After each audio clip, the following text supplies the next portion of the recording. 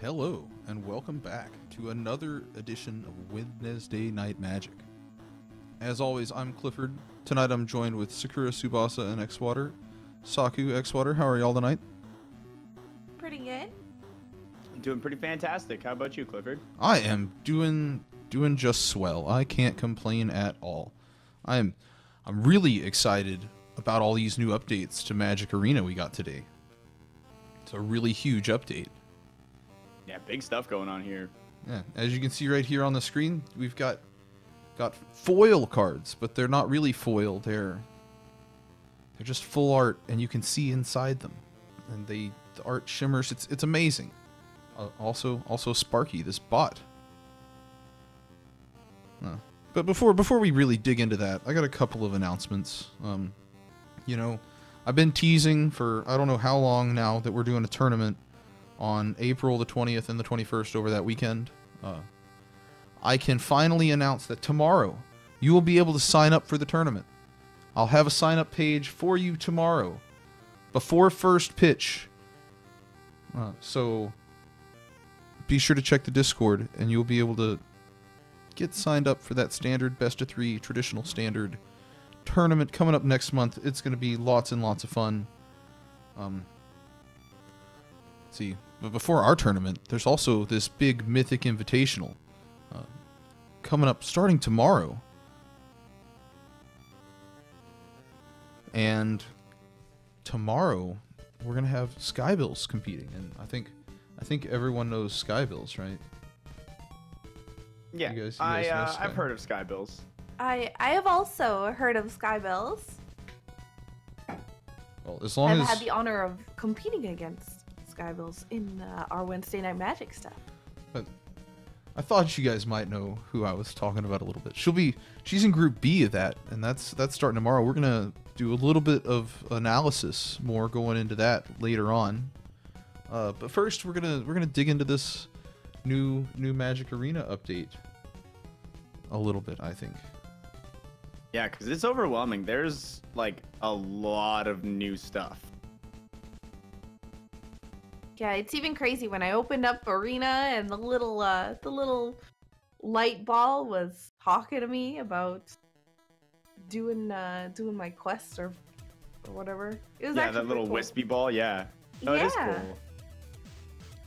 Yeah, I was caught off guard a little bit by voices coming out of my headphones. I had some music playing. And like, wait a minute.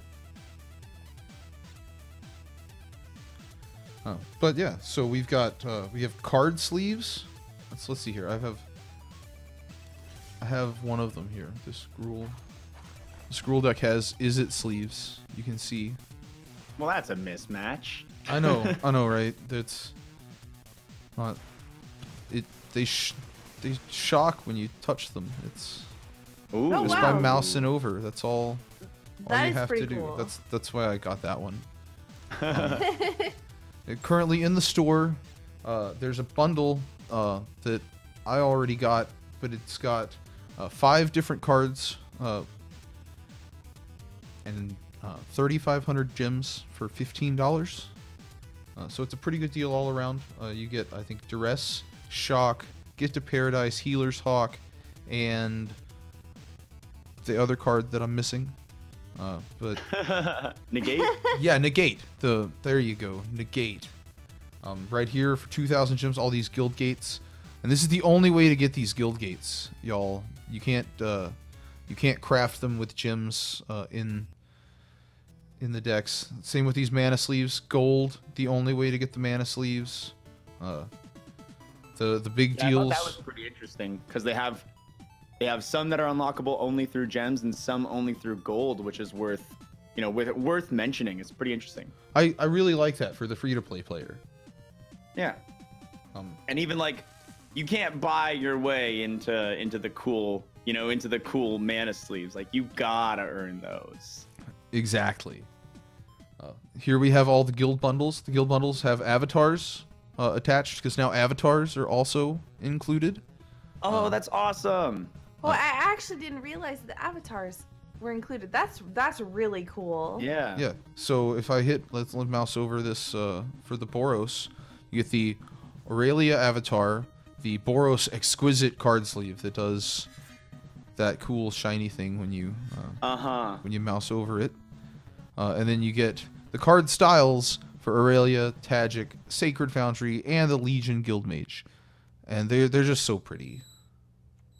I really so with one of these 3,000 gem bundles, you get essentially 4 of like the current, you know, big cards in that color identity. You get the like deluxe sleeve, and then you get the icon for that character as well. Yes, and I went and looked to. Normally, for a rare, it's 1,000 gems to unlock the card style for it, and for a mythic, it's 1,200. So you're getting a good deal in. I think uncommons are 600. So, you know, that's what 2,000, 3,200, 3,800 in gems. But you can't. This is the only place to get these. Also, you can't get them normally. They're only available in the bundle.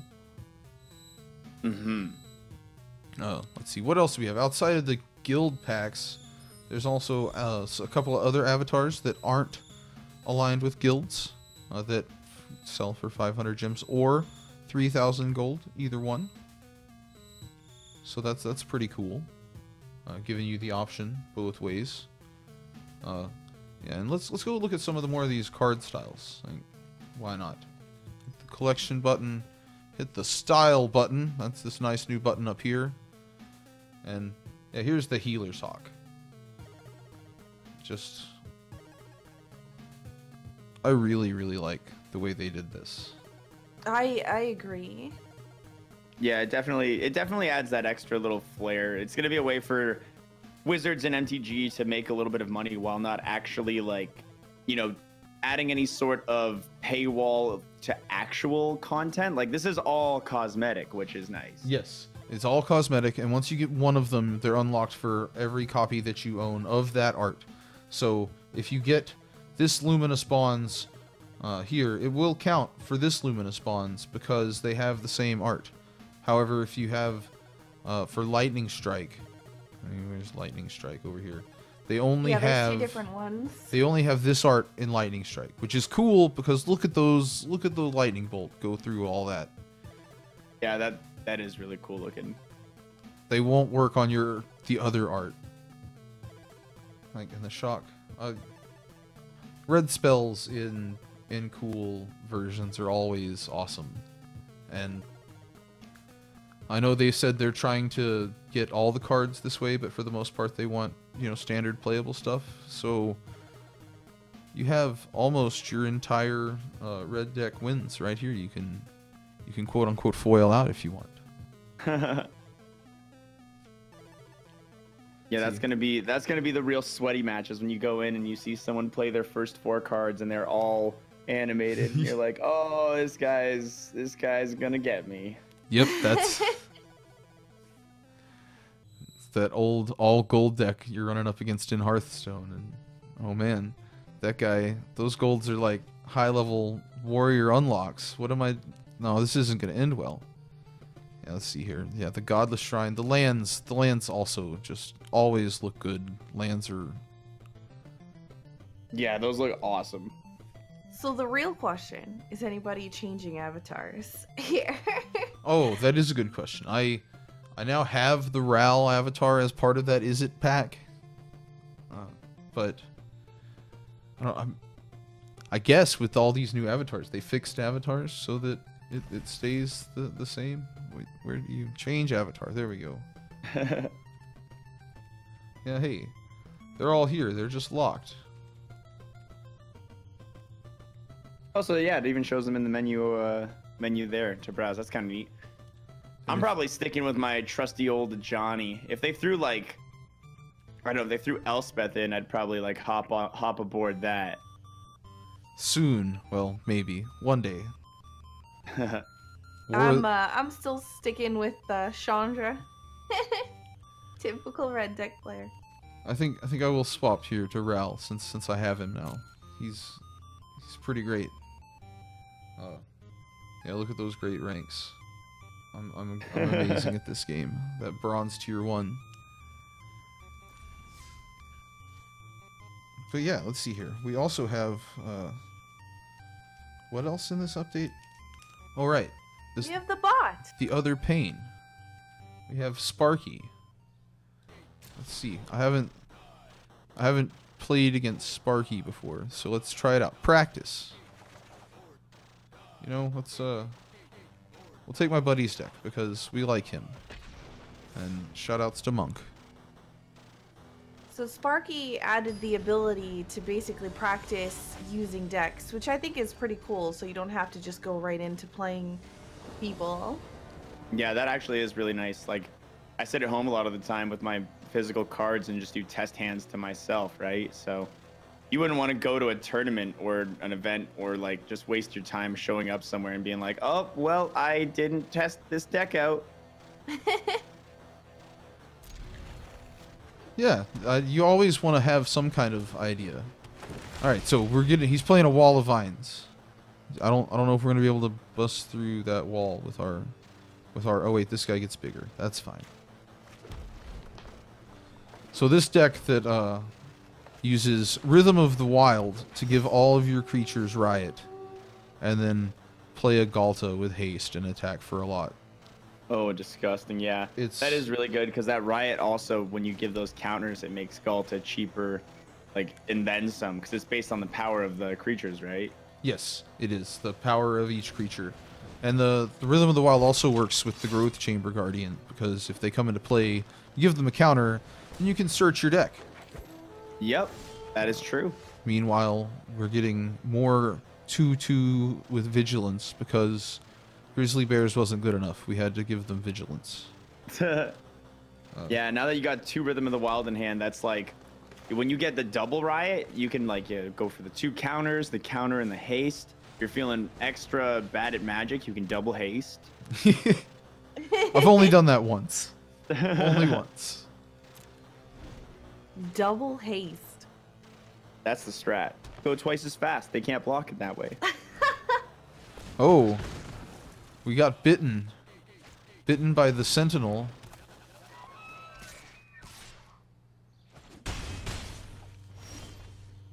Oh, and a third rhythm. That's not so great. Rather have a land. Instead, we're just going to give this guy a couple of counters. Make him pretty big. Because, you know, who doesn't want a 5/5 trampling hexproof on your turn? Yeah, it's a big boy. And he lowers Galta, which doesn't matter because 3 lands, but... Oh. Hey, you just keep getting those Rhythm of the Wilds out. It's going to pay off when you play your next creature and they have 3 extra tokens. Yeah. All right, well, let's see how good the bot is at math. Let's attack with our big guy. See if he wants to trade. No. Willing to just send 6 damage back towards us.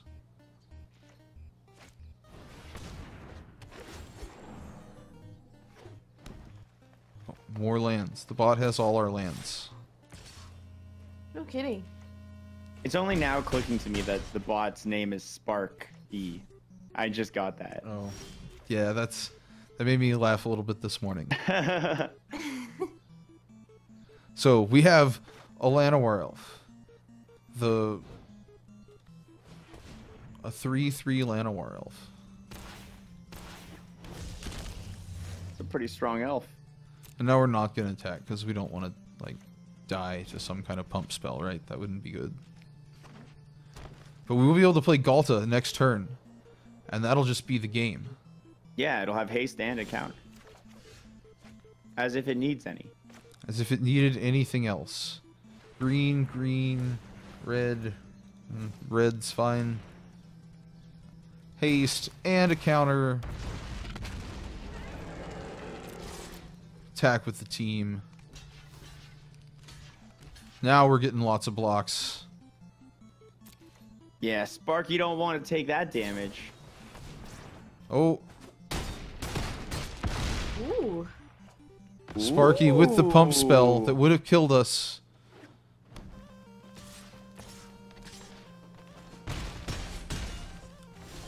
Gonna get us to 4, but that'll be it for Sparky the bot.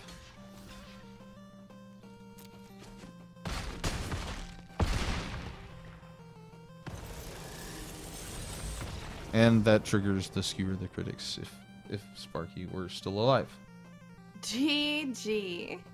Wow, you beat that bot so bad you could be in the Mythic Invitational. Speaking of the Mythic Invitational, you guys know the Mythic Invitational starting tomorrow. Yeah, right at PAX, right? Yeah, it's at PAX, live and on LAN. At least I'm assuming they're doing it on LAN, because that would make sense, right? No need I would say so, yeah. No need to leave the PAX to go to the internet to come back to PAX. It's not like 2008 anymore. But no, there are going to be 64 people competing for $1 million in prize pool. The winner's taking home 250 grand. That's a lot of money. It is a lot of money. Yeah, that's like a Fortnite tournament amount of money. So how exactly is that split up? Do we know? I know that if you can top 16, if you finish less than the top 16, then you come in with $7,500. So everybody gets $7,500 just for being invited. And then from there, the prizes scale up all the way to the $250 grand prize for the winner. Give me 1 second. I have the notes with all of the prize breakdown here somewhere. That's incredible. Everybody who gets invited gets the 7,500. That's sweet. Yeah, it's great. It really That is at least great. pays for like your trip out there. Yeah. Yeah, and then some. Yep. Hey, you get to attend PAX.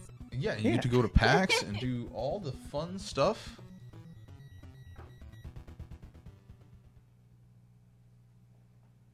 Where is my... I have like 15 tabs of information. Can't find the breakdown. But I do know that it's going to feature the Duo Standard format, a new format that is being debuted for this event and this event only. And unlike your traditional... I'm still having... Unlike your traditional best of 3 deck here, like double click, where you get, your main deck of 60 cards, and then you have a sideboard of 15 more.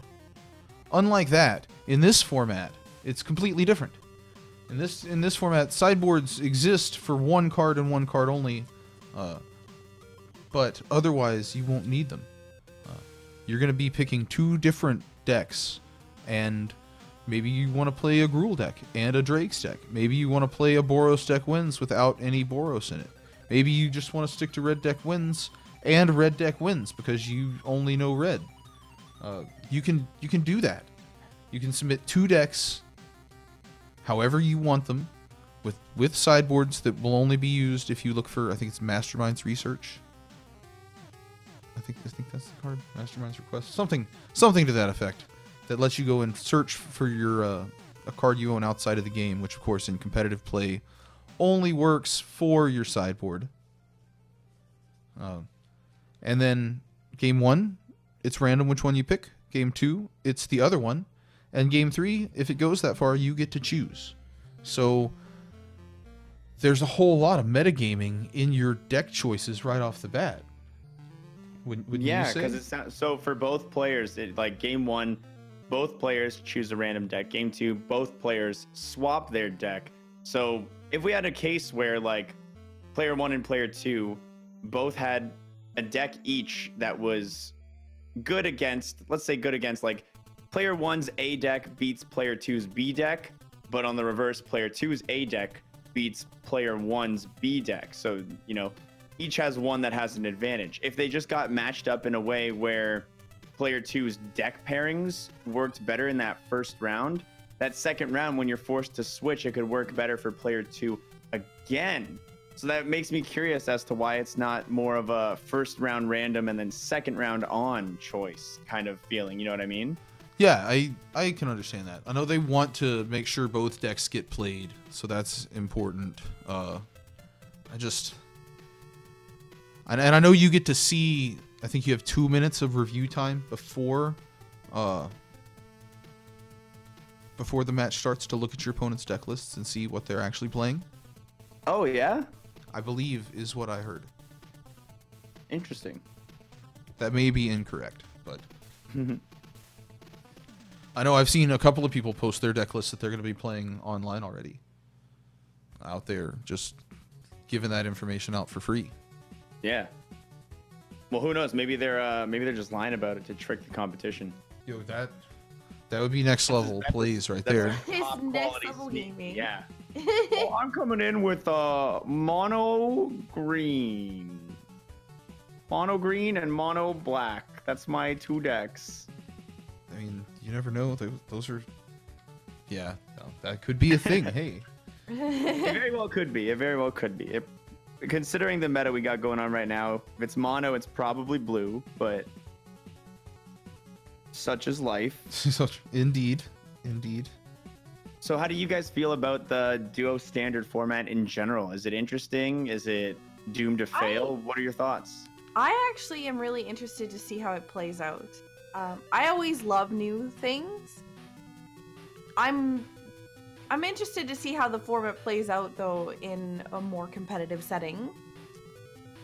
I am also. I want to see it get debuted, and then next week, if you guys want to try it out, that's what we're gonna do for community night next week.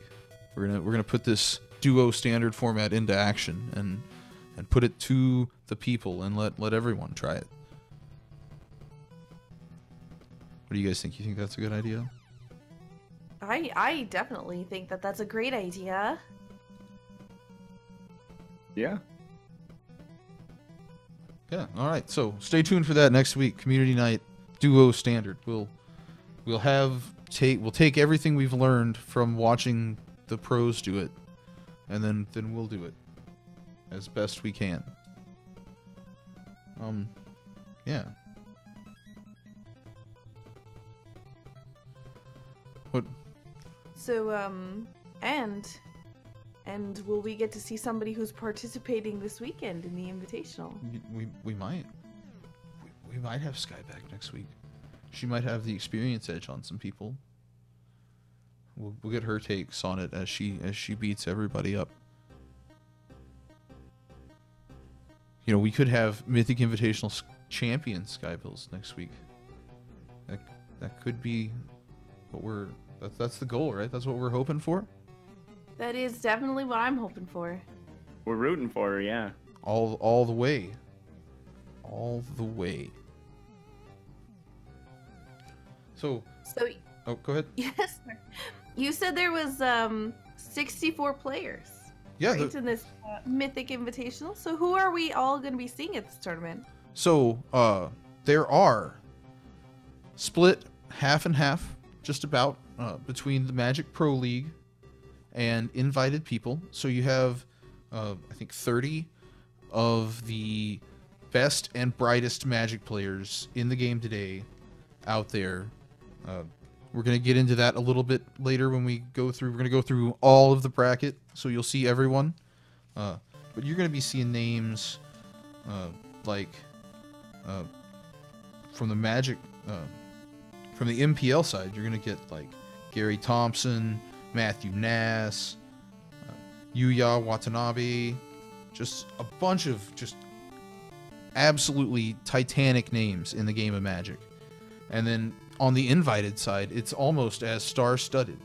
You know, we of course have our hero Skybills, but on top of that, you have Cedric Phillips, one of the most prolific commentators in the game, getting back into the pro scene, coming from the booth in Star City to come play. You have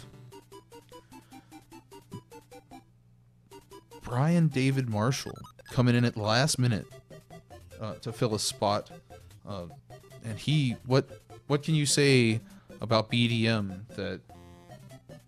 that hasn't been said already? He's done absolutely everything that there is to do that's even related to Magic, kind of. He's been there and done it all. So I'm really excited to see him step back into the under the lights of competition and get back playing. Just so many amazing names, top to bottom, all around, and just great deck builders and great players. And there's going to be such a variety going through all weekend. I'm really excited to see what everyone brings to the table,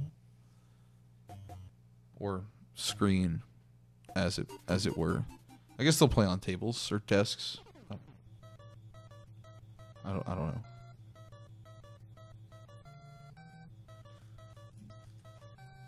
So, how about we talk about the current metagame and basically kind of the possible options for see what people might bring to the table. Okay. Well, I know, you have your traditional best of 3 format that everyone's used to watching, and that's been the metagame shifting around all the time. I see things all the time on the ladder in my lowly gold area. It's like Sultai and Mono Red. In Xwater, what have you been seeing lately? Anything fun in the best of 1 ladder? I've been playing a little less than usual, but no, mostly the same stuff that we've been seeing for the last little while. We're heading towards the end of this current block of standards, so it's that phase where the meta is a lot more ironclad. If things were going to be found, they're more than likely already found, and people are playing these decks in they're optimizing the way they play these decks, and we're not seeing that much new tech coming out. Okay, yeah. No, we're definitely. I've been seeing a little bit more mono blue. Yeah. When you win the Mythic Championship, it shows up more, I hear.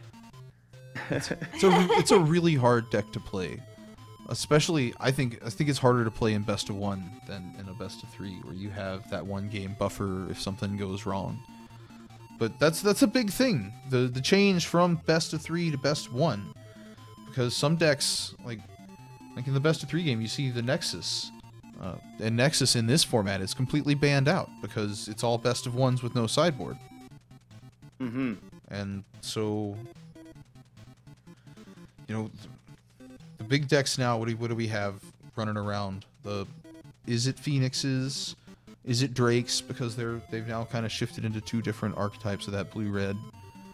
You got the Sultai mid-range that can come back from anything. Just, let's find a Wild Growth Walker and an Explorer out of the graveyard and just come back from 2 life. Seems good. Yeah, the Sultai mid-range, I think, is definitely one that a lot of people are going to be running. It's reliable. It's not the most difficult to pilot. It's if you're someone going into the Mythic Invitational with this dual standard, I think Sultai is a really consistent, safe deck that works well without having to go and sideboard in, if that makes sense.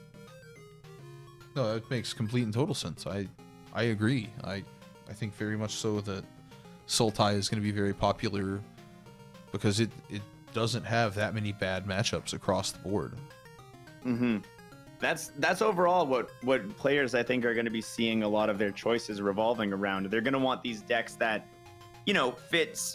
fill in a slot where they're not necessarily the best of the best of the best, but they're the safest in the long term because people want that top 16. If I was there, I would want that top 16. It makes sense, Yeah, and even with the format being double elimination like it is, you get that 1 buffer loss, but you don't want to be playing something that just folds to one of the bigger decks out there.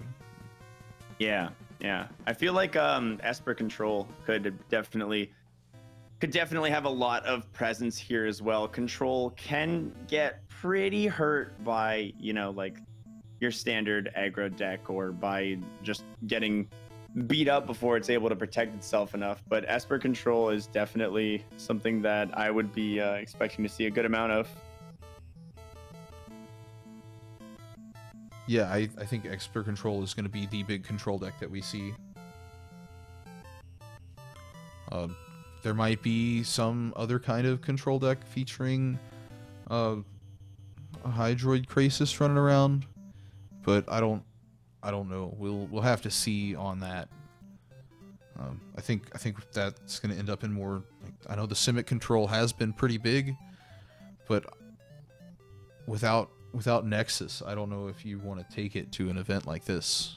Yeah, without the Nexus, the Simic loses a lot of what makes it such a powerhouse.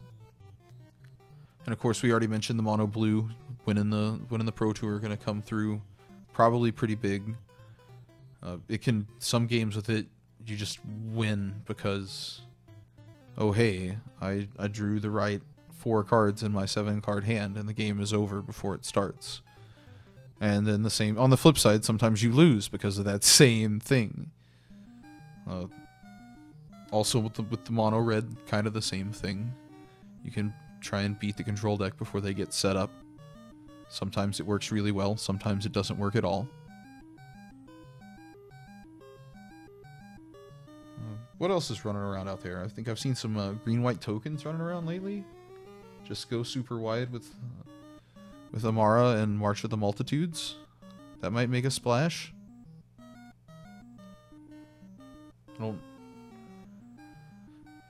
don't know how great tokens is against Goblin Chain Whirler, but you know, it's definitely something that's there that can just catch somebody by surprise. Time there. If you have anything that gives those tokens a +1/+1, though, Yeah, at that. least for, yeah, that would help. And I know. Goblin Chain Whirler, pretty good. I mean, if you put out 2 of them, though, that's a little bit less fun. And I know that deck runs the Trust on a Discordant that does give everything +1/+1. So that's a card. I don't know if it runs Banalish Marshal for the +1 effect either, but it might. That might be a card.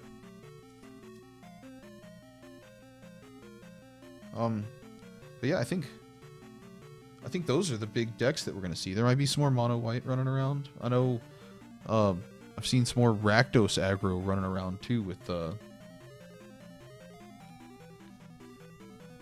what's her name? What's her name that gives all your dudes when they die they ping and +1/+0? I want to call her Lilith, but I know that's not right. I'm not sure off the top of my head. Yeah, well, anyway, the creature that gives all your creatures +1/+0, and then when anything dies, it pings for 1. That's pretty good card that exists and is powering a Rakdos deck out there. I think we saw it last week a little bit on Community Night. Judith, yes, Judith. There we go. I knew there was an Look if. at chat coming in and helping us out. Chat always helping out. But yeah, so we might see some of that Rakdos, but I think that's about the 10 or 15 different combinations of popular decks right now. And Standard's a pretty wide open format, and then you throw in this best of 1 madness on top of it, which is just, while it looks the same, it's a completely different format, and without the sideboards, you're going to see Artifact and Enchantment Hate, I would think, be put more into the main deck, so you have it. Something. Yeah, I think it's definitely going to increase the variance between games. Like, there's going to be a lot more luck in the deciding the victor of matches than a standard best of 3, in my opinion. I agree, because the deck you're playing is a coin flip at the beginning, and the first 2 decks, what order it is, it's random. What decks your opponent's playing are random, and when you're playing normal, traditional, quote-unquote Magic, over the course of an 8-9 round tournament, the majority of the games you play are with your sideboarded deck. There's only so many game 1s. There's twice as many game 3s. If you're going to game 3, you're playing 2 games sideboarded, right?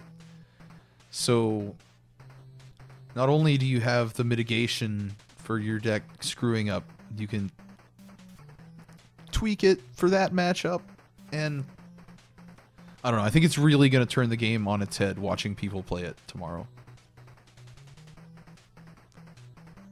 think it really, really is.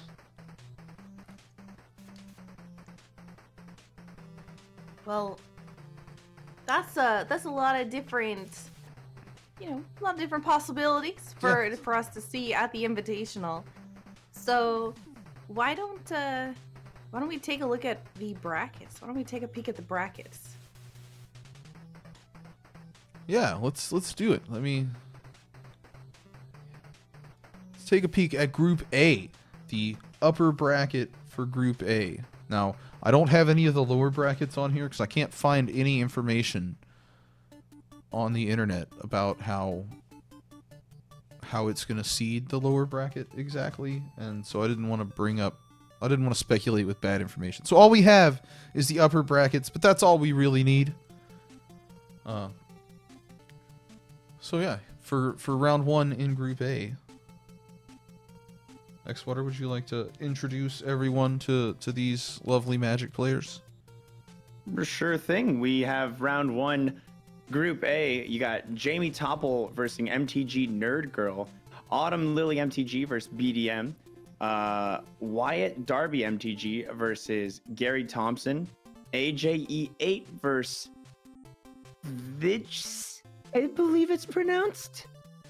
And then Javier Dominguez versus Ken Yukihiro, Luke versus Alexander Hain, my fellow Canadian, and then Yuya Watanabe versus Jess Steven and Andre Starsky versus Matthew Nass. And these are all of the upper Group A matchups right there. And a lot of these people, you'll recognize their usernames. Like, they stream MTG Arena all the time.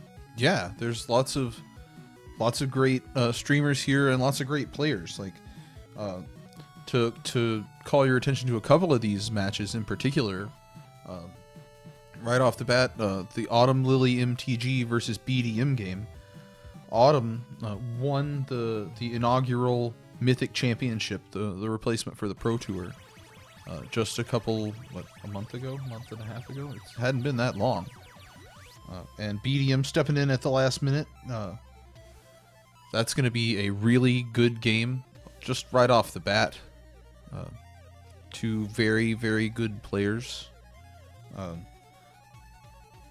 Looking down again, we have right underneath that, we have 2 Pro Tour winners in Wyatt Darby MTG and Gary Thompson facing off against each other in round 1. And how often do you get to see two Pro Tour winners going against each other in round 1 of a tournament? Let me tell you, it happens several times in this one. It's pretty great. Is it double elim or no? Yes, it is double elimination. Yes. That's why I don't have the lower bracket. Even if one of these Pro Tour champions loses to the other, which of course one of them obviously has to, they're not out of the tournament immediately. There is a lower bracket.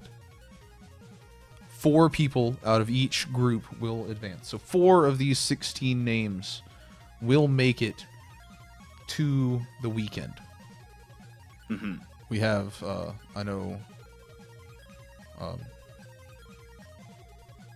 tomorrow will be Group A and B. Friday will be Group C and D. Saturday will be the top 16, and Sunday will be the top 4. So that's the split of things. Let's see. And then let's see on the lower half of this Group A bracket. So as you can see, the way the brackets are set up, if you win 3 games, if you win 3 matches, you're in to the top 16. You don't have to see anybody on the other side of your bracket. You're just through without any worries. If you lose, I don't know how they're seeding the bottom losers bracket.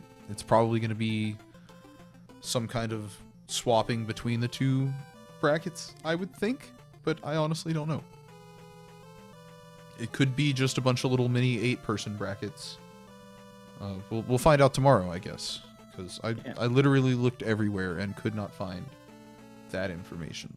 I'm so sorry. But on the bottom half of this bracket, we have Jess Steven and Yuya Watanabe. Jess got recognition by being the first female to win a Grand Prix a little while ago, and is looking to face off against Yuya Watanabe, a Hall of Famer that has just an impeccable career. He's got 5 Pro Tour top 8s to his name, I think. It's just incredible. And then right underneath that, we have Matthew Nass and Andre Strasky. Strasky retired from the game, but then got pulled back in by Arena, like so many other people I know and me. Retired player, me. coming back, going up against Matthew Nass, the Combo King, one of my favorite players of all time. He's been a pro since I started following the Pro Tour years and years ago. He's got 5 GP wins to his name. And depending on how those two end up, we could have the Yuya Watanabe Matthew Nass round 2 matchup, and that to me would just be two of the people that made me love the game, just fall in love with high level play, facing off, and I would really like to see that. No offense to Jesse, Jess Steven, or Andre. They've already got it bad enough facing off against these great players, and now you got me saying, "Hey, I want to see them." Oh well, whatever. Good luck to everyone in Group A. It's gonna be like this whole tournament's gonna be a bloodbath. There's so many good players, and I'm so excited to see it. Moving on to Group B. Group B, this is the group that I know everyone here is interested in. This is the group that contains our hero. Sky Bill. Sky Bills. Sky Bills. Saku, you want to take us through Group B? Oh, goodness. Okay. Absolutely. All right. Round 1. We have Amazonian versus Legend VD. Yeah, Legend VD is correct. So we have our hero, Skybills, versus Zachary. I'm assuming that's Kai? I think so. And then we have Shenhar versus Alia Deshane. Christian Hawk versus Quicksort. Ben Stark versus Andrea Mengucci. Eric Frolic versus Nessa Meow Meow. Yo, I love that name. We have Caleb D MTG versus Andrew Canio and Luis Salvato versus Lee Ji Hyun. You did good. I think you were good with those names. Good work. So we are going to dive a little bit deeper into Group B a little bit later after we talk about everyone else. But just to call out a couple of these names, everyone knows our hero, Skybills. Down on the bottom half of that bracket, you've got 3 Hall of Famers sitting there, and the reigning Player of the Year, between Ben Stark, Hall of Famer, Eric Froelich, Hall of Famer, Li Shitian, Hall of Famer, Luis Salvato, reigning Player of the Year. Andrea Mengucci is the best player Italy's ever seen. Like, that bottom half of that bracket is just absolutely stacked. And the top half of the bracket has people that have qualified from the Arena top 8. There are 3 qualifiers from there, so you've got great players there if you qualified over everybody else fighting for those 8 spots at the top of the arena, right? Come on now. That's just impressive. And and not to mention Shahar Shenhar is a back-to-back world champion. So Back to back, wow. Back to back, 2013 and 14. So that's a little bit of an overview in Group B. We'll come back to Group B and do some more do some more talking there here in a little bit, because I know that's what everybody really wants to hear about. I want to hear about our hero and her advancing all the way in this tournament. So before we get back to that, let's move on, and let's move to what everyone's calling the group of death. Now, Group C. Group C, you have Yellow Hat versus Brian Braun-Duin, Shota Yasuka versus William Jensen, Muffin Pastry Pie versus Paulo Vitor Damo de Rosa, Jean Rolfe versus S. Zhao, LSV versus Cedric Phillips in a crazy matchup of names that two of the biggest names anyone knows right there. Then Merchant versus Seth Manfield, Savages versus Pterodactyls for the win, and Reed Duke versus Mike Sigrist. There are so many big names in this group that I don't even know where to even begin. So I guess I'll go to the one where I already started. LSV versus Cedric Phillips. Are you guys familiar with Cedric from the Star City stuff? Do you watch any of that? The name is definitely not unknown. He replied to me on Twitter once, and like that was my the highlight of my That was your Twitter highlight career. of your day? It's the highlight of my career on Twitter right there. Cedric Phillips like replied to my post about Magic players. Cool. And if you don't know who LSV is, he is the biggest name in Magic streaming, probably. He's one of the best Magic players. He has 10 Pro Tour top 8s to his name. That's enough for a couple of Hall of Fame careers. He has some back-to-back Pro Tour top 8s he's coming off of. The last 2 Pro Tours. So he's riding high as always. He's been top 8ing Pro Tours since Damage went on the stack. So, and then across from him, Cedric Phillips, like they're just both great names and great people and great players, and I'm excited to see them. Down at the bottom, you have Reed Duke and Mike Sigrist. Like Reed Duke is, you can ask anybody. He's the nicest person in Magic. He's always got time for anybody.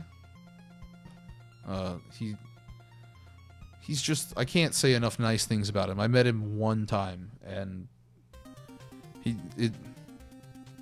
talking with him makes you feel like you're the star and not him, if that makes sense. Yeah, he's I've heard of his reputation in the past, and it's generally like the same thing. Yeah, he seems like a super genuine, cool dude. And I mean, he's got 4 Pro Tour top 8s, 6 Grand Prix wins, and 23 Grand Prix top 8s to his name. So that's what you're talking about as a player. And then he's sitting across the table from the 2015 Player of the Year, who is a 3-time Pro Tour top 8. He's got 2 Grand Prix wins and 10 top 8s. That's double-digit Grand Prix top 8s on either side of the table. That's so incredibly impressive. And then on the upper side of the bracket, you have Shota Yasuka and William Jensen. You remember how I said, what are the odds of getting Pro Tour champions playing off against each other? What about 2 Hall of Famers playing off against each other that also both have Pro Tours to their name? Shota, the 2006 Player of the Year. That's 13 years ago, and he's still playing and he's still doing well. 2 Pro Tour wins, 21 Grand Prix top 8s. And William Jensen was the 2017 World Champion and won Pro Tour Boston back in 2003. So, back now we have PAX at Boston you know, maybe it's time for lightning to strike twice for Mr. Jensen. He's got, let's see, 5 Pro Tour top 8s. Both of these guys have over 20 Grand Prix top 8s to their name, with Yasuka with 21 and Jensen with 25. It's more Grand Prix than I've even attended. That's incredible. See, what else in this group is amazing out here for people to keep their eyes out for? I mean, everybody knows about Paulo Vitor Damo de Rosa. He's another super top player, and is going to be facing off against Muffin Pastry Pie. Muffin Pastry Pie coming in on the other side of things. One of the Magic player streamers that was invited in a David and Goliath type matchup here. You're going to see that's one that I want to draw your attention to, because everybody's calling this whole group the group of death with all the great players. I think that's one that we might see an upset in. So keep your eyes on Muffin Pastry Pie and PVDDR. And I think that about wraps up Group C in my notes here. So you guys want to go see what we have in Group D before we get back to what everybody really wants to know about? I would love to see Group D. All right. Yeah, let's do it. All right. Boom. We have a Group D. Xwater, you want to take us back through Group D? Sure thing. So starting it off, we got Marcio Carvalho versus Brad Nelson, and then the Asian Avenger versus Bolovo. Grzegor Kowalski versus Anna May. Martin Waz versus Thundermo Hellkite. And then Carlos Romao versus Jean-Emmanuel Depaz. Gabby Sparts versus Lucas Esper Berthound. Adver versus New Mott the Mummy. Terua Kakume versus Piotr Glogowski? Yes. Nice work. You did good. Group D had a couple of the challenging ones, I'm going to say that. Yeah, there were some hard names there. That's why I passed that one off. Delegation. Yeah. So no, go ahead. What do you guys think about these matchups right here? The first name that pops out to me is Gabby Sparts. I recognize that name. Gabby Sparts. I hear that was the very first streamer to debut Arena to the world. Is that true? That is true. Oh, wow. Gabby Sparts and Amaz were the first people to show off this Magic Arena game that everybody loves so much now. So that's pretty cool. And she's playing against let's see, Lucas Esper Berthound. Like, look at that. Esper in the name. Like, how can he not be a Magic player with a name like that? He gave away his deck choice already, though. Well, maybe it's a ruse. Maybe it's like the other people. It's all a ruse. Clever. But Lucas with a Pro Tour win, a Grand Prix win, both. I think that's going to be a pretty great matchup to see what's happening there. Another one that jumps out at me is Brad Nelson and Marcio Carvalho. Brad Nelson, that's another one of those guys that's been around for forever, as long as I can remember. Was the 2010 Player of the Year. Has 3 Pro Tour top 8s and 19 Grand Prix top 8s, including 3 wins. That's a resume. And then you look at Marcio and you see 6 Pro Tour top 8s and 3 Grand Prix wins and 15 top 8s. Like, these are very, very similarly placed people in their Magic careers. I think just another one of those bloodbath games that's gonna be so great to watch coming up on Friday. Yeah, it seems like there's a lot of good matchups in this invitational in general.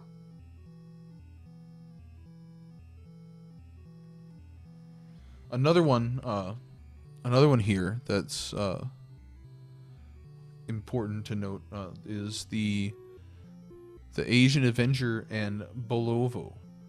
Bolovo was the #1 Mythic constructed rated player last season, taking out the top spot to get here. Didn't just sneak in 8th place. No, this is the top rated Mythic player on Arena last season, and that is a feat. If I big have plays to say right there. something.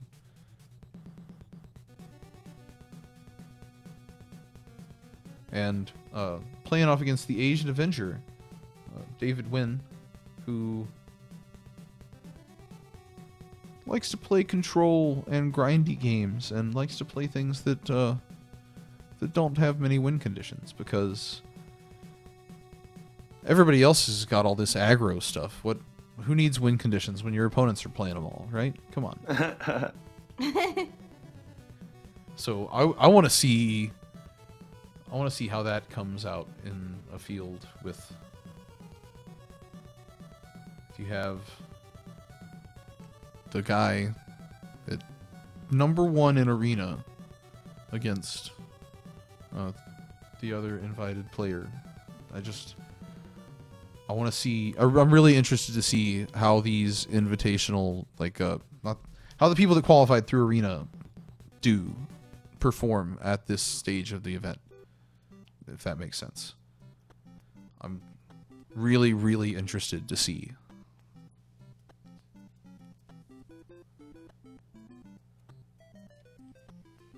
But I think that is going to about wrap up Group D for us tonight. And let's move. Yeah, why don't we take a look back at Group B? Let's look back and see what we have here. Group B. I know it doesn't look much different. The names all changed though. So let's look at Skyville specifically in this group section here. What do you think of her chances in this? I think she's got a good chance to top 16 out of this. I really do. I think, speaking of those people that have qualified from the Arena top 8, her first opponent is from the Arena top 8. So definitely a grinder. I think knowing what she's playing, she's got a good shot. I'm not gonna tell anybody, but yeah, I think Sky's definitely got a. I mean, let's assume she wins this first match against Zachary, because we want to see Sky make it to the top 16, right? So ideally, she wins this first match, moves on to round 2, and is up against either Amazonian or Legend VD. yes. Now, how familiar are you guys with either of those players? I know Amazonian plays for Complexity. Okay. And is a fairly good player. She's one of the hometown heroes in this event. Took home 3rd place in the last Twitch Rivals event. And then for Legend VD, the name isn't familiar to me. I know they do some MTG content creation and are in the scene for sure, but Legend VD is definitely an underdog in this instance. I would say in round 1. yeah. Has 1 Grand Prix top 8, but hasn't really played a ton lately. Like, just getting back into the game from the duels of the Planeswalkers. and now Arena's got him playing more. We'll see. But according to the profile I read, he's thinking he needs some luck to get places, and I think that starts right off the bat, because I know Amazonian is playing Magic all the time. A great streamer that is getting better at the game all the time. Like I said, 3rd place in the Twitch Rivals. You don't do that by accident. Yeah, that is fair. So likely we'll see in the round 2, assuming Skybills wins, a matchup with Amazonian, which And doesn't sound like something that's going to be that easy to squeak through. But sorry, go ahead. I know Sky and Amazonian are both good friends. So Oh yeah. yeah, so I know they're looking forward to trying to play against each other, just so they have that to.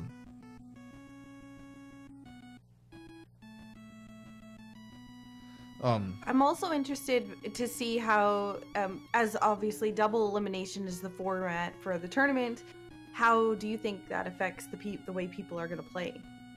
Oh, yes, because in round 1, like, I don't know if you lose, are you going to be playing against one of those people from the bottom part of the bracket that also lost? Are you getting caught in that bloodbath? Because if you are, that changes how I'm playing in round 1 completely. Mm-hmm.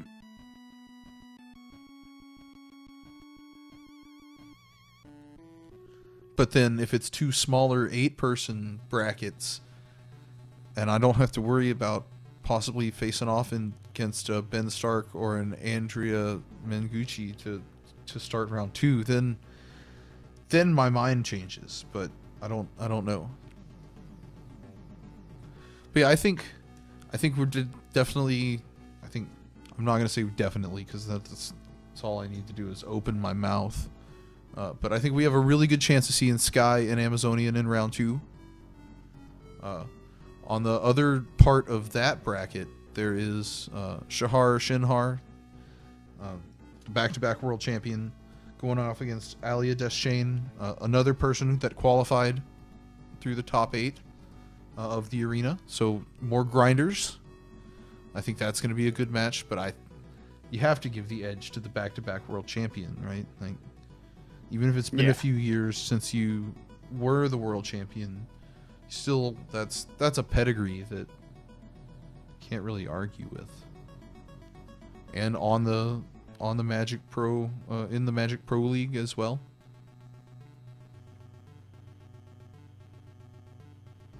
Right? I hope so. I hope I'm not misspeaking. Yeah, that's correct. Also, in that you have Christian Hauck and Quicksort. Christian Hauck, also in the Magic Pro League, has a Pro Tour top 8 and a Grand Prix top 4 to his name. Had a really breakout 17-18 season, and is looking to build upon that success here at this event, playing against Quicksort, who qualified through Arena. A lot of people in Group B qualifying through Arena. This is the grinder group, I guess. This is the first major tournament. Quicksort is a quote-unquote casual player of the game, says himself. So, you know, that's a bit of an uphill climb when you're facing off against a Magic Pro League member who's been to the Pro Tour, top 8, for your first round of your first major tournament. That'd be a little intimidating for me, anyway. So, I think it's likely we're going to see Christian and Shahar move on there, and then it's the clash of the old school and the new school. And what do you guys think? You think we're gonna see the old school 2-time world champion back to back, or are we gonna see the breakout up and comer come take the game? Who is gonna stand in the way of Skybills in round 3? My pennies go on the up and coming, man. I think you know, having the 2-time back-to-back Pro Tour, sure, it's a huge deal. I'm not going to dismiss that at all, but every new game is a new game, right? And everything that happened in the past doesn't matter. And I want to root for the underdog. All right. So, based on our predictions and hopes and dreams, in the upper bracket, round 3 is going to be Skyvilles versus Christian Hawk. You heard it here first.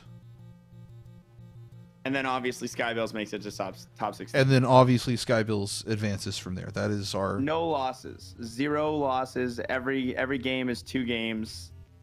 Just right 6 through quick there. games. Gonna Yeah. carve up. Could have just stayed home and played him. Honestly, didn't even have to fly out to PAX. Now, even though we know now from what our flawless predictions, now that we know that, let's look at the bottom half of the bracket just in case we're wrong, so that you know what awaits on the other side of the bracket in case that comes to pass. So, up first, Ben Stark, Andrea Mengucci. Ben Stark, Hall of Famer, won Pro Tour Paris in 2011. Has 5 other top 8s, no, 5 total top 8s.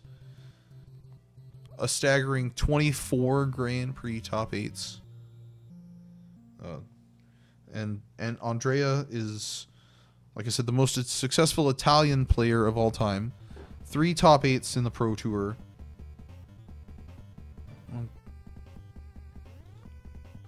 What is this?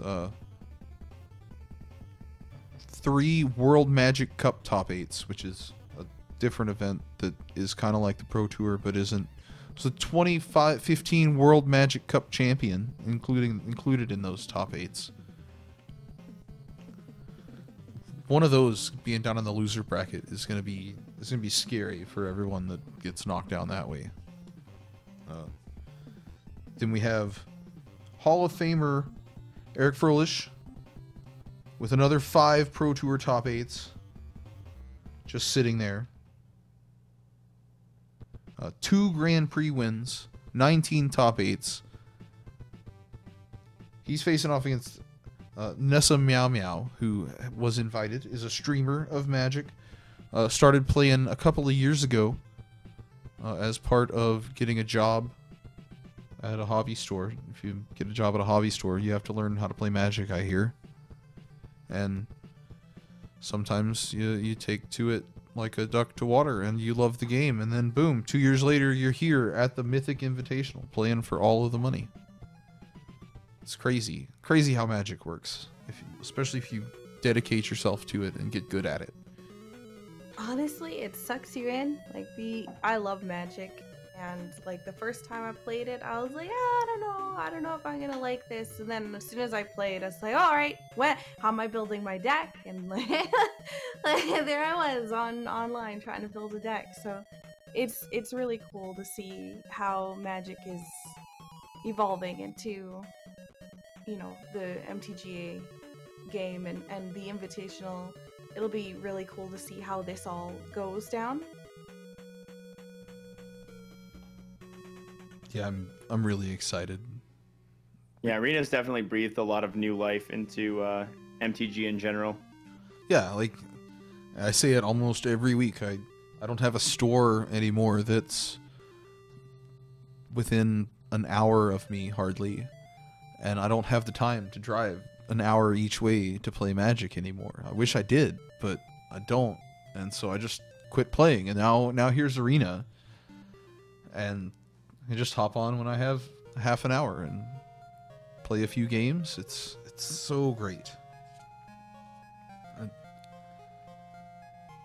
And it's so, like, if you tried to do something in Magic Online, like if you wanted to draft, you had to commit that 4 hours right then. Now you can draft and get up and walk away and come back for game 2 12 hours later if you need to, or whatever. It's such a great program. Yeah. Agreed. They've definitely put a lot of time and effort and whatnot into this, and you can really see it in the game. Oh yes, and you look at today with all these updates. We'll go back and and challenge the bot again here in a minute. But first, we got a couple of more people to talk about. So, we have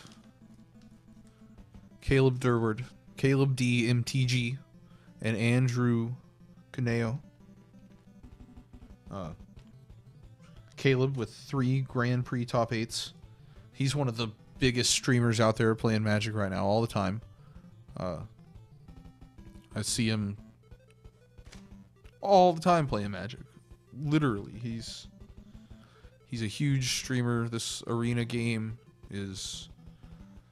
Talk about someone who loves arena also. There's a guy. And Andrew, the self-described control player at the table this weekend. Well, one of them. I'm sure there's plenty, but one of them. With 2 Pro Tour top 8s, 3 Grand Prix wins, and another 8 top 8s to his name. That's going to be another one of those bloodbath matches that somebody is going to be down in the loser bracket. And you're going to be staring at them, and it's going to be scary. And if those names weren't scary enough, at the bottom, Luis Salvato, the reigning player of the year, with a Pro Tour win, 2 top 8s, and a Grand Prix win, and another 6 top 8s in the Grand Prix. He's going off against Li Tion, a Hall of Famer in his own right, with, notes please, with 5 Pro Tour top 8s, 1 Grand Prix win, 10 Grand Prix top 8s, and has played in a staggering 32 Pro Tours. Woo. Can you imagine qualifying for 32 Pro Tours? That's 10 years worth of Pro Tours right there. That's a lot. That is a hefty number. So, like, Group B, the top half is full of all the grinders here, scrappy, trying to prove themselves. And the bottom half is all the old blood, been around for a while, proven with all the accolades. This group is really interesting. I'm really excited to see it play out tomorrow. Yeah. So what do you guys think on the bottom half? With my introduction to these people, what do you think the bottom half of the bracket's going to be? You've sold Lewis on me hardcore. I see him taking the bottom half by storm. I'll have you know that my bracket, when I filled it out, is all S's.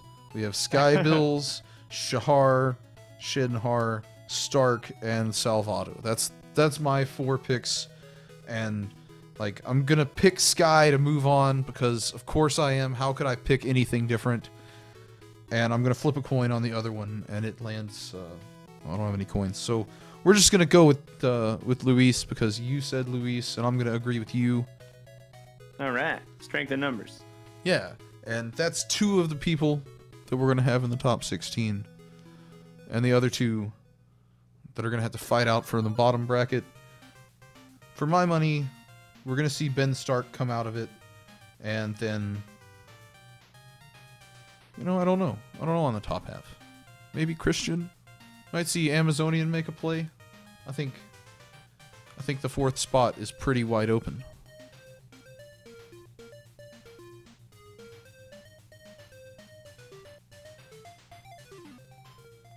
But that is our Group B preview so far of things. We of course here at Team Instant Speed are cheering on Skybills and are going to pick her all the way to the top 4, top 2, top 1. She's gonna win this thing, y'all.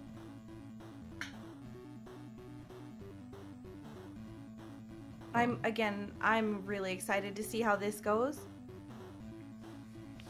So. Let's see how. Oh, sorry. Go ahead. No, it's okay. No, you can go. Okay. Sorry. No, with that, I think we are going to try and swap back over to, you know, the usual Wednesday night commentary stuff. And while we're waiting to get all that set up, Well, let's try this Sparky bot again. Why not? You guys want to play against this bot? Sounds like fun. Let's do it. Nothing- Annihilation. of Nothing the like bot. beating up poor things that can barely defend themselves with I green mean, creatures. That's what punching bags are designed for. They like it. Well, again, it's to test your deck, so it's Yeah, it's to like, yeah, it's for testing purposes. exactly. Let's change up. We beat him up with this one earlier. Let's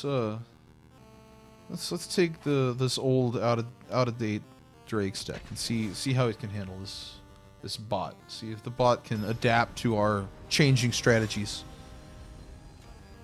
Does the bot? I wonder if it plays more than one deck.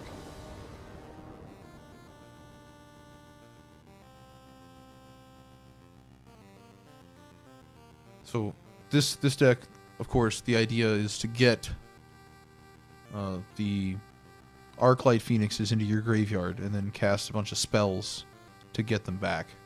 Mhm.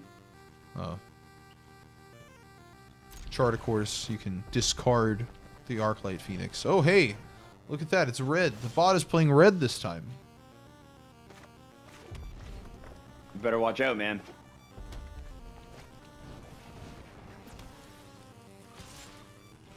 A Raging Goblin coming in. What a great card. We'll play a Goblin of our own and watch him get burned to death by a shock.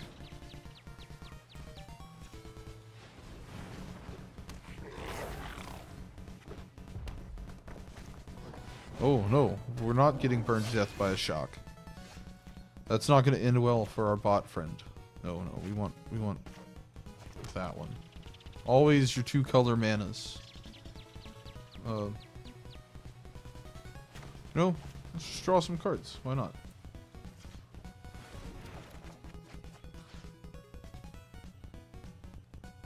We don't need that island anyway.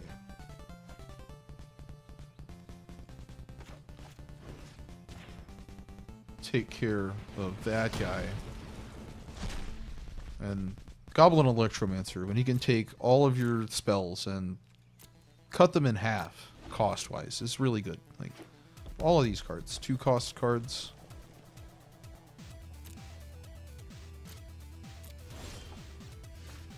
Uh-oh, Sparky's running out of gas, y'all. Mhm.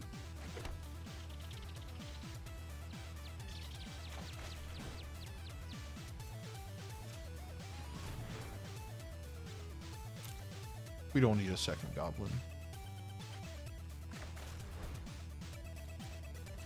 We want an Arclight Phoenix. Come on. Oh well. We'll get rid of his Raging Goblin because we can. I'm gonna attack Sparky. We're gonna take him offline.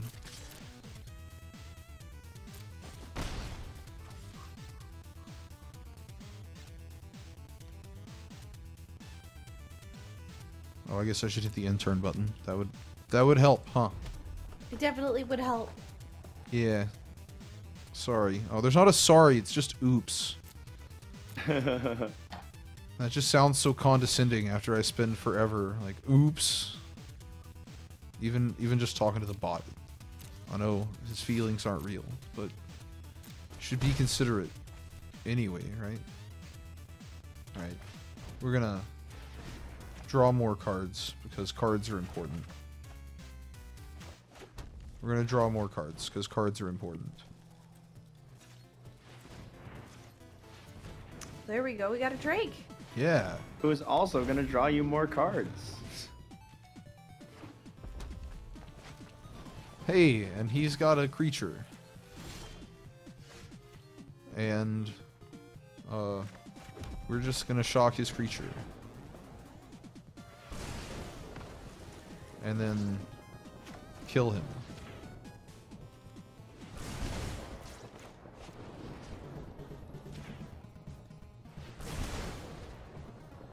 Yay, combat. So, that is Sparky. a bot that will play cards and let you beat up on him so you can test your deck. It's a pretty cool thing. That deck was not a good matchup against you. Not so much.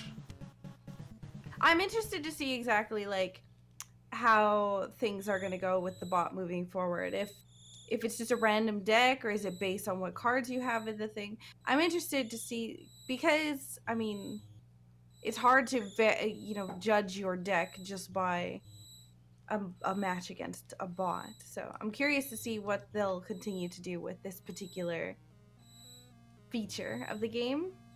I am also very excited to see this.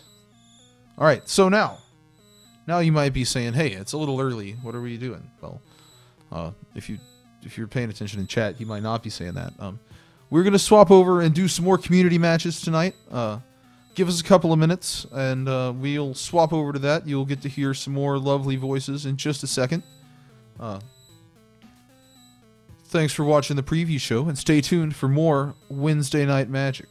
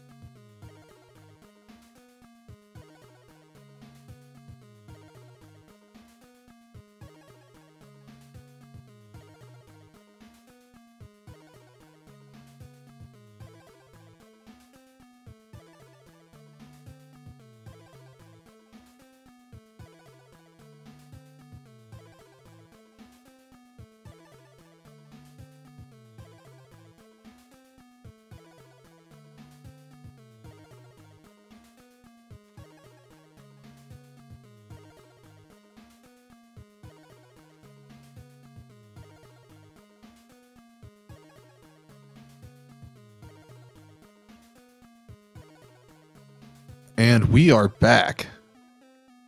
Xwater, now that we've talked about the Mythic Invitational, are you ready to see some standard magic between Roguelink and Seraph? Oh, heck yes, I am. We Nice. Now we're getting down to the nitty gritty. We've talked about it all night, but now we're going to see some spells slung and get into some high-paced magic action. And no bots to beat up on either. It's like No, this real, is person-on-person spell slinging. what it comes down to. What everyone thought they were going to see when they tuned in before we started talking about things that aren't even happening on this channel. All right, and it looks like we're just about ready to get started. Just a few more moments here, and we should be in there. And there it is. Roguelink versus Seraph. Seraph 4 even, or I'm gonna assume that's 4 and not like IV. Maybe they're a nurse. I don't know. Oh, and quickly a mulligan, but we get to see the style on the Blood Crypt Look at that Ooh, and look at those fancy card skins too. and the Judith. We have. I was talking about Judith earlier, and there she is. There she is. Like someone was saying, not that great because of the 3 toughness, but still very serviceable. Yeah, just I don't think there's a whole lot that's gonna make her like. There's no lava coils, obviously, in Seraph's deck, so that's a good thing. Yeah, that is a good thing.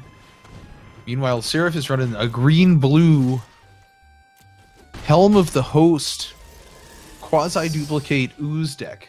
Yeah, some sort of token nonsense gonna be going on in here.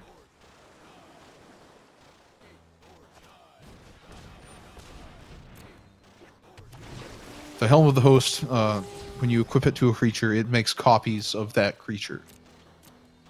Every and turn. those copies are made every combat step, I believe. It's a really good card. Every one of your combat steps, that is.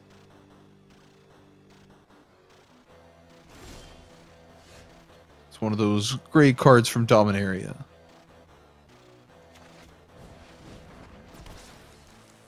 But over here, Rakdos just flooding the board.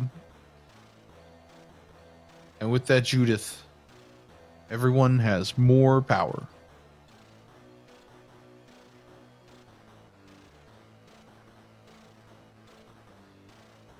Yeah, at the beginning of each combat on your turn, you get a hasty token. And if the creature's legendary, then the token's not even legendary.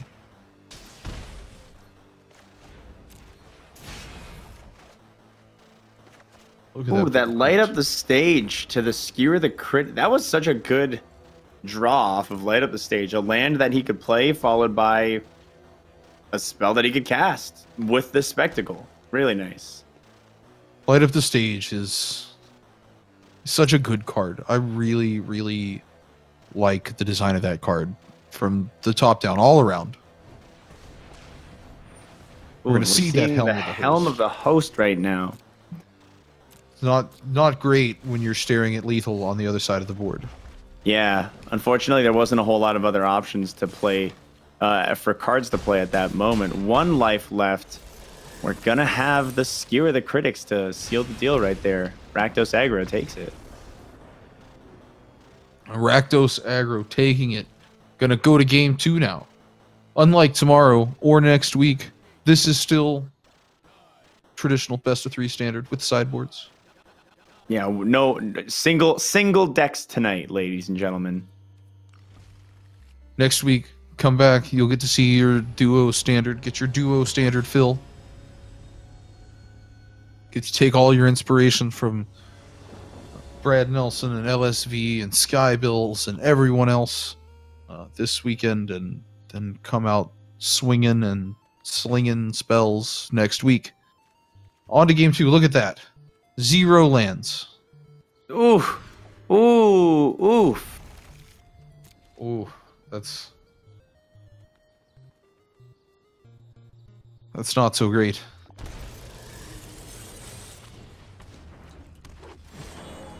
But with a couple of 1-drops, the light up the stage will become a 1-drop here in a second. Well, probably will. Yeah. I don't see the Llanowar Elf sticking around to block, and there's other things that you can do. Oh yeah, there's Guildgate tapped and then the Growth Spiral. Perfect. Yeah. Nice play. Get Another that Growth breeding Spiral pool. sitting in the hand too. All right, this is the kind of hand that we're looking for out of the Merfolk deck right now. Oh, and Especially considering Roguelink's still on that 1 land. I just feel bad for him in this situation. oh, and Nothing off of that. Nothing off of those draws either. a couple of more 1-drops that you'll only be able to cast 1 of them. Yeah. Gives us a chance to see some fun things coming up from the Merfolk deck. And it's another Growth Spiral and hits the Hinterland Harbor off the top. Sometimes lucky.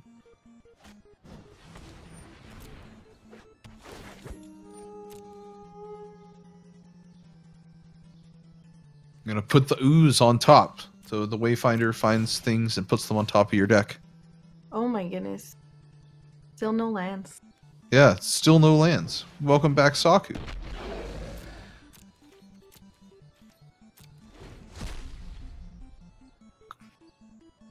That's what you never want to see. Especially in a red deck. I saw you mulligan down to, was it 5 cards? It was either 5 or 6. His 7 Yeah. card hand had exactly 0 lands in it, so you never want to see that. Oh god. I hate to see that in a red deck. I mean, I hate to see that in any deck, but like especially a deck that relies so much on burn. Well, there's a second land, but Oh, unfortunately, we're in business now. I think it's a little too far gone for that second land to make any difference this match.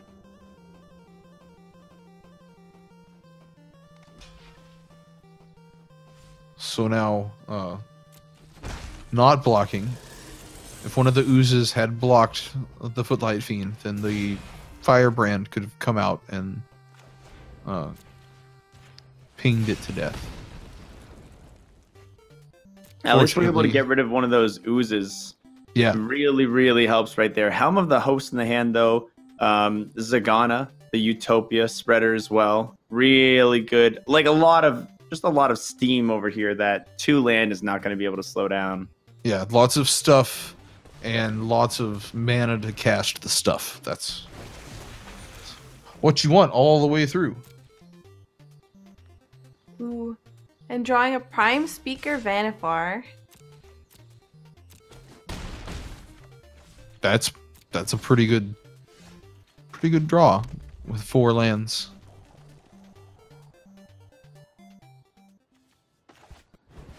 So now we're seeing Judith. This will help on defense for more damage if you block things, deal damage to things. That always helps.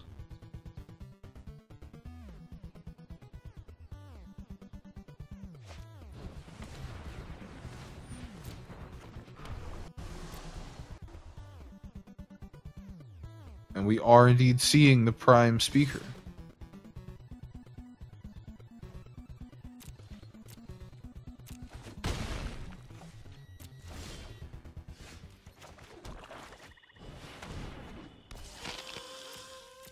That Vindictive Vampire is going to be really nice along with the Judith as well.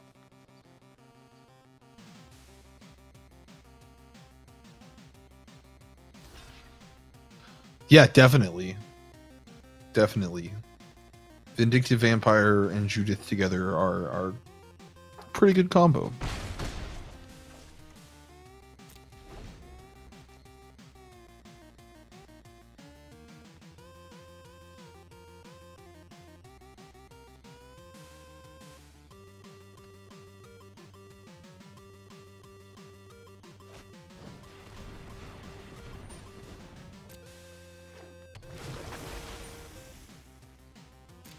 Ooh.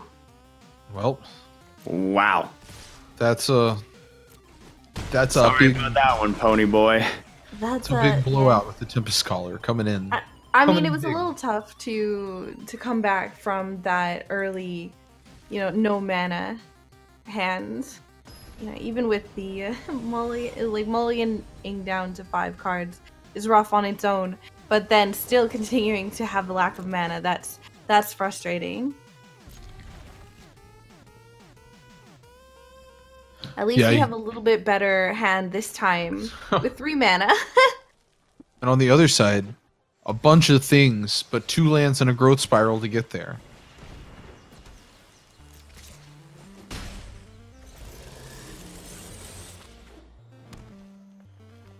I have to say, Light Up the Stage is one of my favorite cards at the moment. I light up the stage is so good. Here, draw 2 for 1.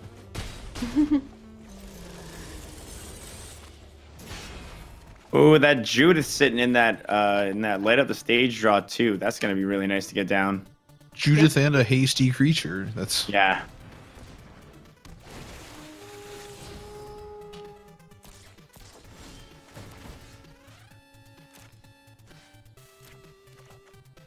and the Dodger. Excited for tomorrow. That guy is. And not just for the Mythic Invitational.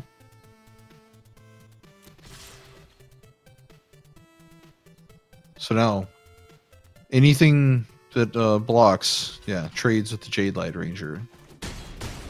Fireblade Artist will hit for one more to the face. Thanks to the Judith. Yeah, and down to 8 health with a hand filled with cards that cost 4 and only 3 mana. Yeah, this is not looking great. A couple of more hasty creatures that are gonna just come in. And Yeah, this is gonna be the end of this match, and it seems like we've just had a good amount for this best of 3 that really went the way of mana draw. Yeah, it really did. GG to Roguelink, taking that one 2-1.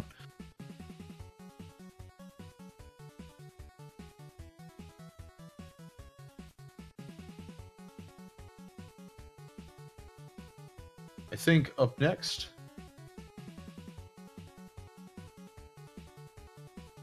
we have Kaizen and the Seawolf coming up next. Stay tuned, 1 second.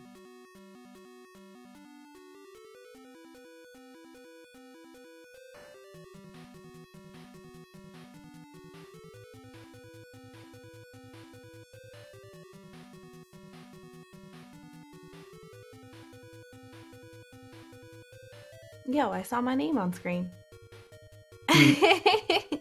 You're famous. Oh, yeah. I made it.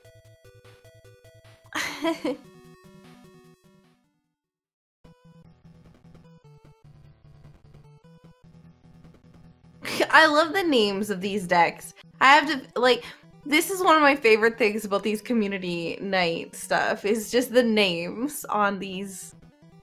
They're hilarious. Yeah, everyone's always got really clever stuff thrown down in there.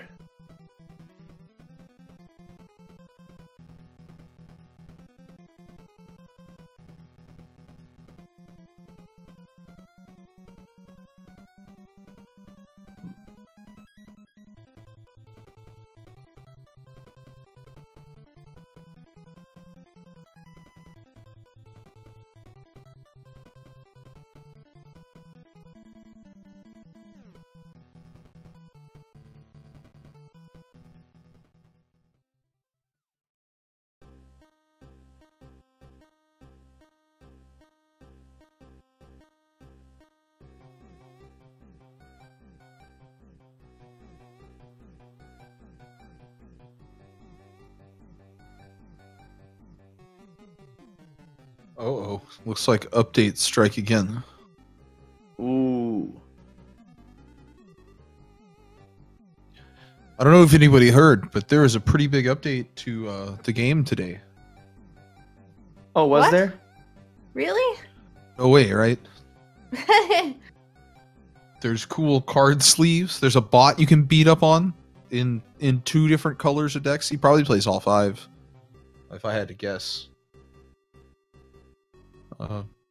I wonder Yeah. if he actually plays any combo decks. Like, that's one of the things I'm interested into. Just to see kind of what his The limits of the bot are. Yeah. Yeah.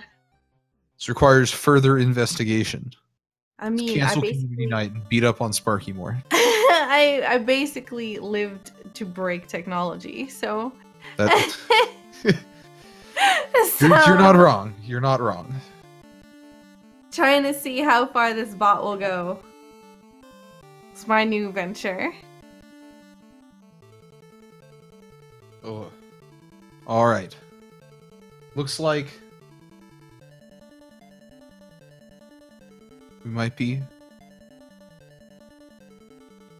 slowly but surely getting there. There, you can see right there on screen in the background all the 5 in the Explorer bundle. 5 card styles for iconic cards and 3,500 gems.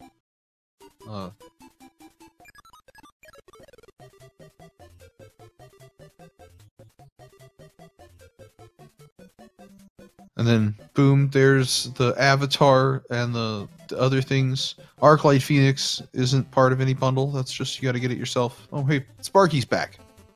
Hmm.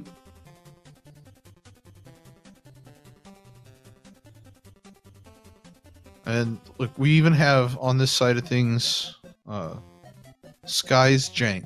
Just Yeah, see, that's what I was mentioning earlier. Is the names on these decks are pretty hilarious. you see some of my names, and it's like, yep, Gruul, other Gruul, other Gruul. Yeah, You know what I saw like to that. play, like.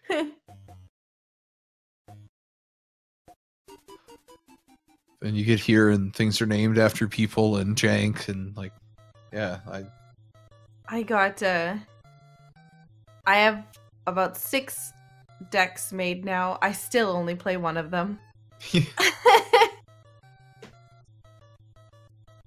Yeah, I play the same 2 decks, and one of them's a Gruul deck, and the other one's also a Gruul deck. It's not. I definitely need to make the, the black and red combo deck, because, or the black and red deck. Sorry, combo is a different meaning. I mean, it's Magic. kind of a combo. But more, I don't know. I like to build decks for some reason, but then I never play any of them. There's an art to deck building in Magic. You don't have to be great to build decks. That's some of the most fun things in Magic is deck building, I think.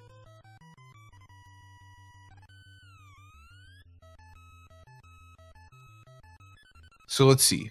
While we're waiting here for more update things, I can update you all on we have a tournament coming up, weekend of April 2021, next month. Little under a month away now. And tomorrow,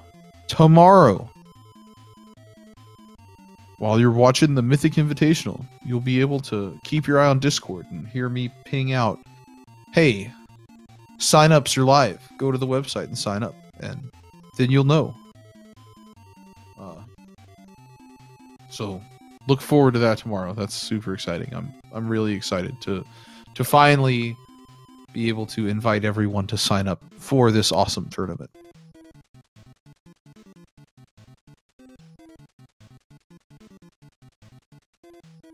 Of course, it will be best of 3 standard, kind of like what you're seeing tonight. Completely different from what you're going to see tomorrow, or next week even.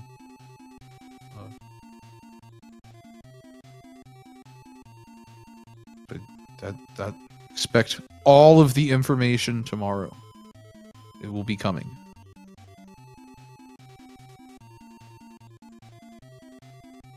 I've only been teasing the thing for a month now, so, you know. I don't think it's been long enough. I think we need to tease longer. I know, right? Come back next week. We'll have, like, all right, we're gonna do a tournament on this weekend. Next week, all right, it's gonna be this format. Yeah, Now exactly. this week, signups are gonna start tomorrow. Like adding a little more information every time.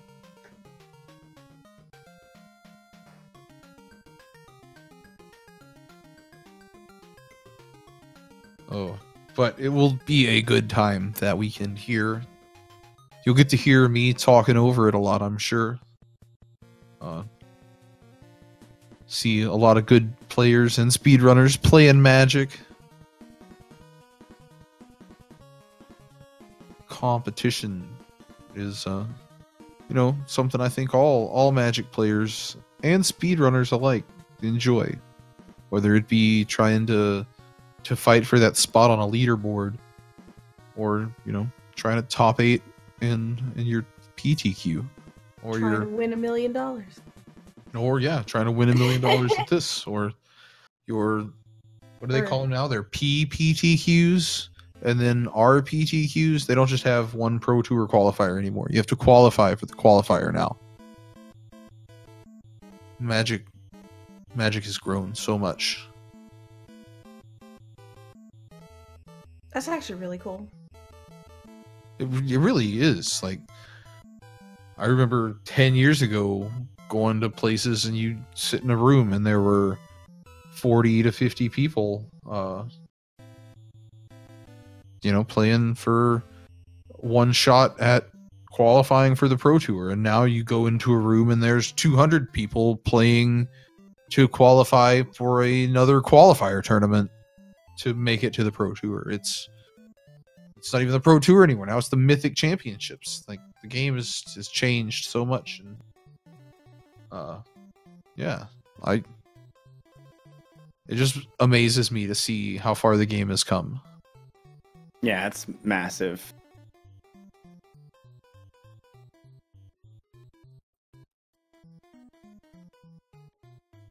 Like, just blows my mind.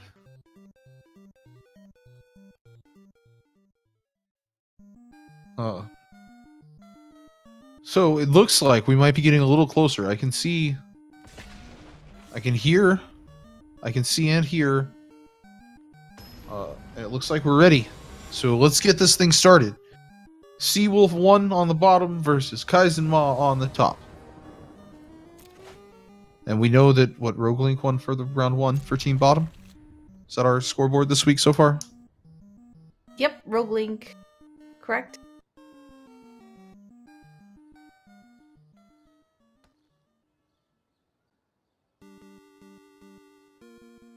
Ooh. I see the Drake deck.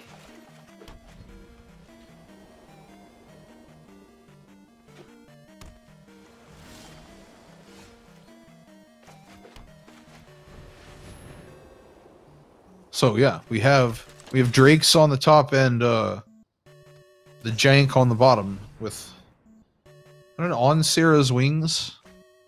That's a legendary enchantment that makes your creature become a Sarah Angel, I think. It's pretty fun. On Sarah's Wings, yeah, it's enchanted creature, gets legendary, has +1/+1, flying, vigilance, and lifelink. It's a pretty good card, all things considered. Unfortunately, for Seawolf right now, stuck on 3 planes, and those Vine Mares both cost 2 double green mana. Oh, and another planes. Now can on Sarah's Wings, but shock gonna eat your creature before, and that's better than playing the on Sarah's Wings then getting the shock afterwards. So, Well, to be fair, shock only hits for 2, and Sarah's Wing gives it a +1/+1. oh right, but Okay. if he had played the enchantment, he could have shocked in response to the enchantment going onto the creature. Yeah, And that's then true. the enchantment would just go to the graveyard. Seawolf drawing the Shalai, and then the Lava Coil making quick work of her. No need to even think about that play.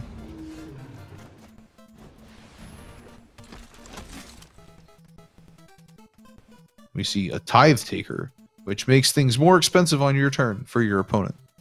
And then also has Afterlife, so that when it dies, a spirit is released into the world. It flies and can block, and also attack.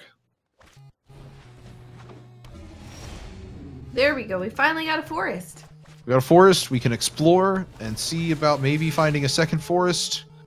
Instead, it's an Adonto Vanguard. We don't really want that right now. And we're gonna see a Terramander trade with the Tithe Taker.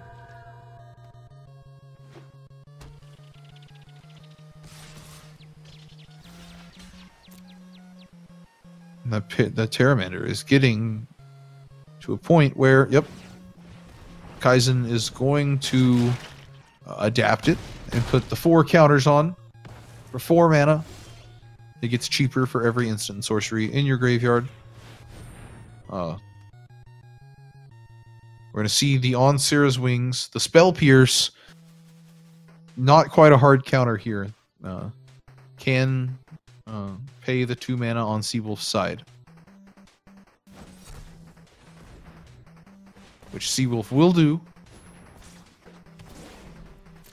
Now we have a flying, vigilant Merfolk Branchwalker that can dig you out of the game. Maybe. With lifelink.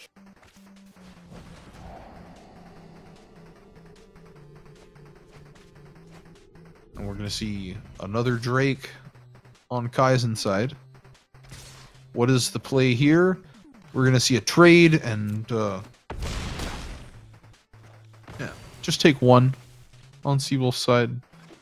Then Seawolf's not going to be super happy to see another Drake come down, but fortunately that's what we are getting for Team Bottom. Team Top happy to have the opt in hand and control of the game, and that will do it.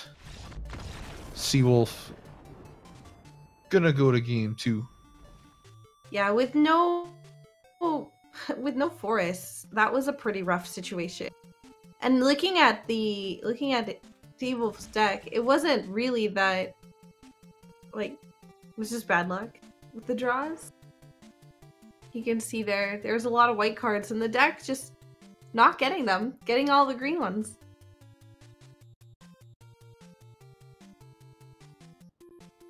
Yeah, sometimes that's how it works. You get all your white mana and all your green spells.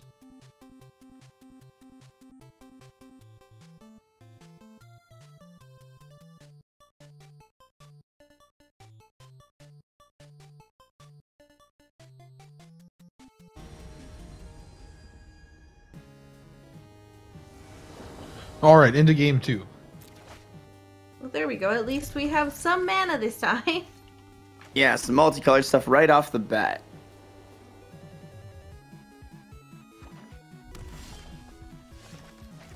No need to worry this game. You can cast everything of both colors.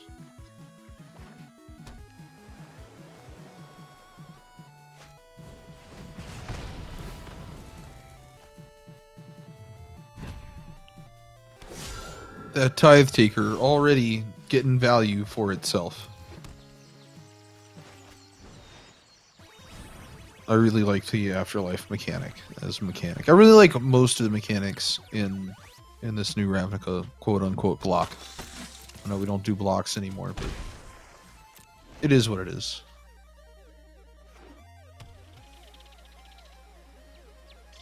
I see a lot of draw spells on Kaizen's side. Yes, lots of draw spells. Those Charted Courses, probably going to be some Arclight Phoenixes running around into that graveyard eventually.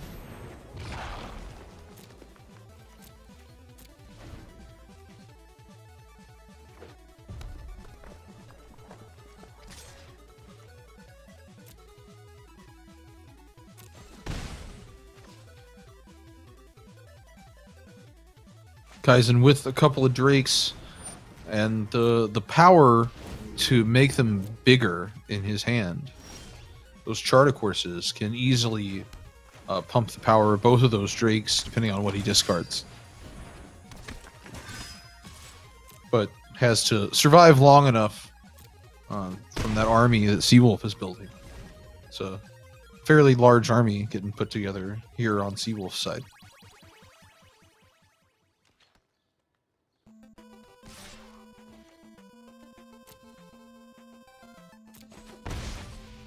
Just 2 more damage this turn, though. Gonna use those Charted Courses to just draw 2 cards, not even discard a card, because if you attacked, then it's just a straight draw 2, and I hear drawing 2 cards for 2 mana is pretty efficient.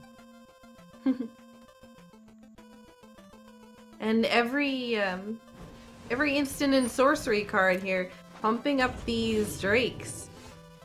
And unfortunately, Seawolf not getting really nice, I guess, yeah, not getting really nice draws here.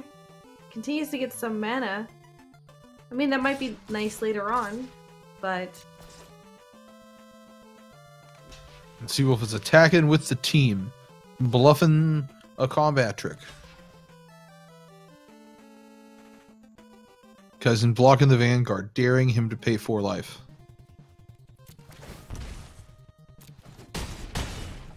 Which he does. And I will take Kaizen to 4. But with Seawolf at 12, that's probably going to be just enough with the card draw that he has in his hand for Kaizen to bump all of these Drakes just a little bit. Oh, especially with the Surveil. The Surveil is going to come in big here. Or it's not. Okay, it's still coming in big. It put 2 cards into the graveyard so he could cast the Opt. The Opt is enough. Chart, of course, would have done it too. 12 damage will get through. Should he attack with everything? The question is whether or not... So Kaizen is gotta think that maybe there's something in his hand, but with the, white-green, there's really not too much. Yeah, there's not a ton of instant speed removal on white in this format right now. And that will do it. Kaizen will take out Seawolf 2-0. GG Kaizen. Getting the win for Team Top. Bringing it back to even.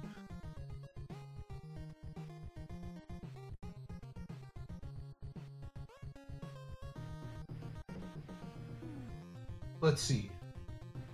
Coming up next, we're going to have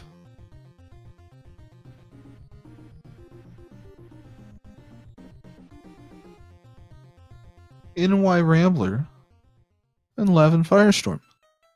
Getting the win for Team Top, bringing it back to even.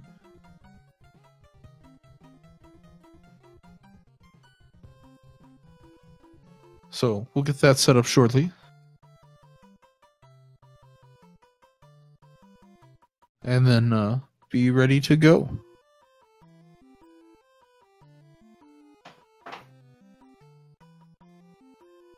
So what do you think? You think NY Rambler is going to be playing Esper Control tonight? Has that been his their go-to previously? Generally, yeah. Yeah.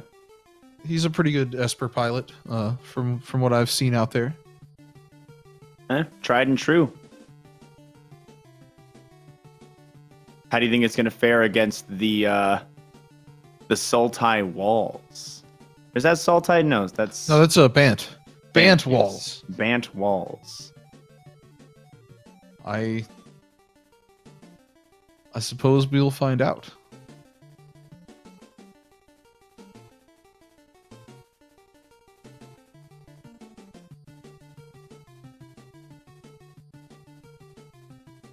It looks like just another couple of minutes, waiting on more of those pesky update things. Rambler has to get to the point where he can use all these cool styles on these cards. Gotta be styling on everybody when you're playing Magic. If you're not, then you're probably still playing Magic, I guess. Got him. Boom.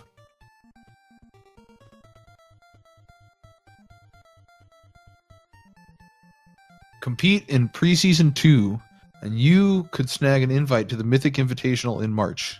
Did you guys know that the Mythic Invitational is coming in March? I was aware of that. I might have known just a tiny bit. I had no idea. This is news to me. When is it, you think? Certainly In not March. Tomorrow. It's in March. Yes, March. in March. It's already the 27th.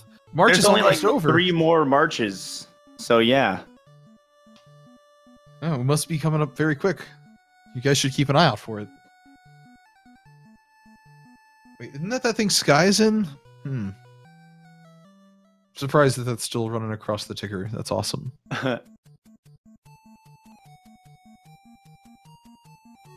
All the invites have been given out. We talked about all those people already today.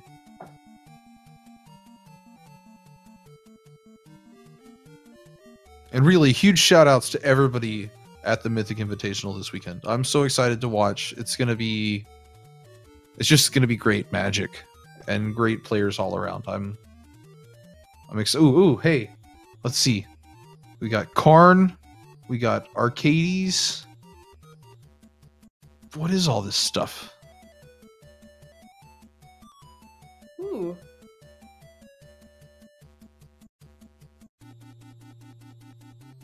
Each creature you control assigns combat damage equal to its toughness rather than its power. Yeah, it's walls. Then you make the walls come alive. That is cool.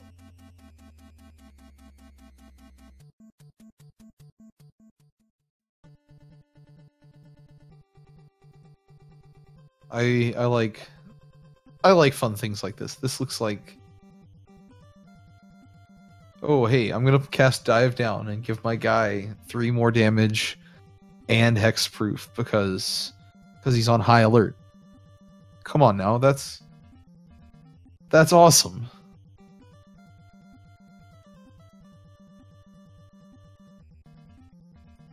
That is absolutely awesome. You think we're gonna see any of this tomorrow, running around? Somebody bringing walls to catch people off guard? How viable is it? I have no idea. Same. I can honestly say that I haven't seen it played ever anywhere, but I also have been so busy lately I haven't had time to watch a ton of Magic. Because what is time, right?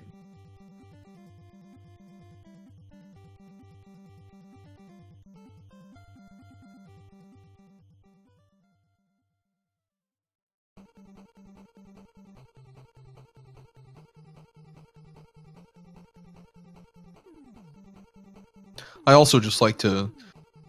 Casting Treasure Map is fun. I really like Treasure Map. And just Scry in general, as a mechanic. I'm so glad they made it evergreen.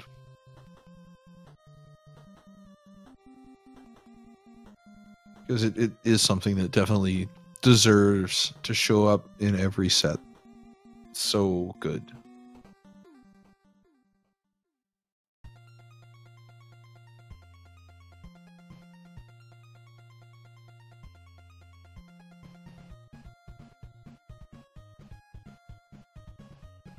I like cards that allow you to scry. Treasure map is pretty cool. And then when it turns into Treasure Cove, that's also pretty cool. Yeah, being able to draw cards is all right. You do have to sacrifice a treasure. Yeah, but it was just going to tap for mana. You'd rather spend 1 mana and draw a card? Yeah, that's fine. Yeah. Why not?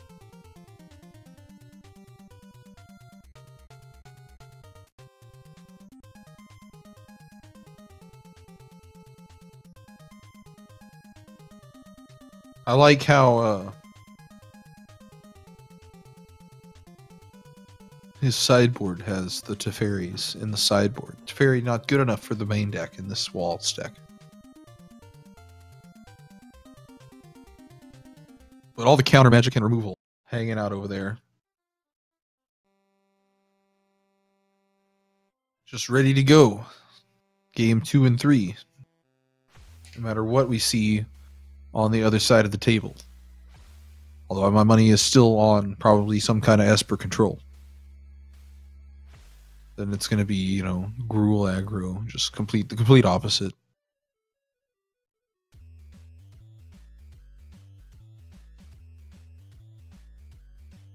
So in this new update, Okay. do the new card styles come in the packs that you get, or do you have to buy them separately? I believe that you have to buy them separately. I think you have to use gems to get the card styles.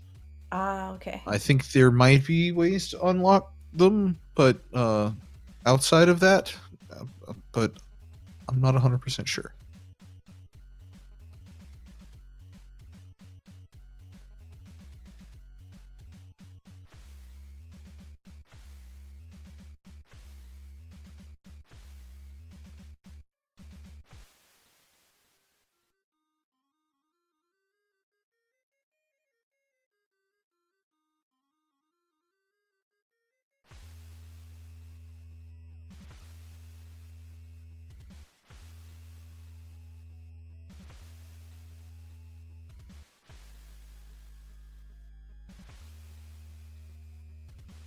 Oh, we see. Might be getting closer to starting. Also, a reminder to our community members, there was an update today, so if you do want to play, make sure you update before your match. Yes.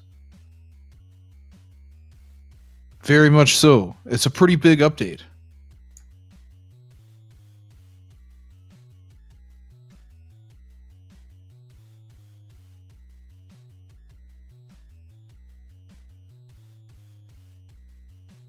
So some card styles will only be available through playing the game. Like seasonal card styles. Like you might have seen on some things, but some of them you have to purchase. Most of them you have to purchase. But if you purchase it once, it unlocks for every card with that art. No need to purchase it twice or even 4 times. If you foil out one card slot, it's all cards of that art foiled out just the way you want them. But if you buy a card style for a card that you don't have, it is only the style. You can have to go and actually acquire the card to put the card in your deck.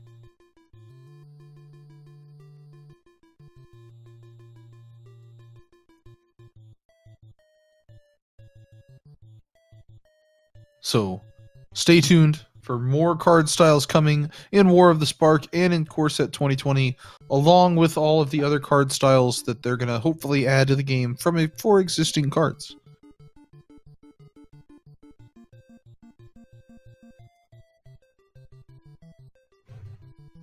Oh, and they'll even work in Limited. If you draft a card and you have the style for it, you can put the style on your cards in your Limited games. So that's also cool. It's not just limited to your constructed. It's also available in Limited. Not. Man, I used Limited weird in that sentence and it confused me.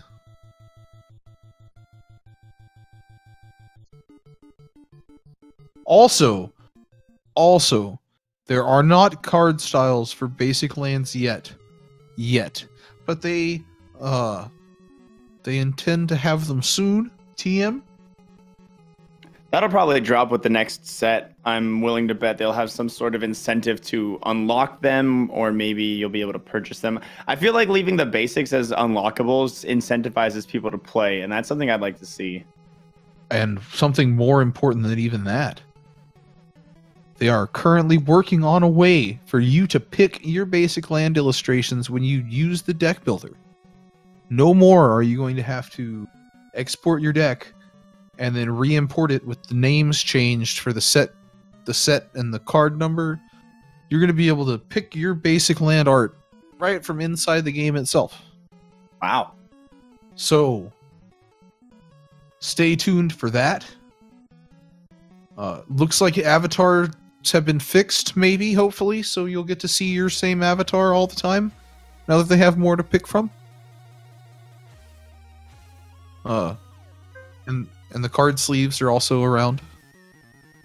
You get the card sleeves. There's the basic ones you can get in the store. There's the quote-unquote exquisite ones, or whatever they're called, in the bundles. Like you saw I have with the lightning is-it ones that are super awesome. You can get the mana symbol sleeves for gold. You can get the other sleeves for, your normal 600 gems.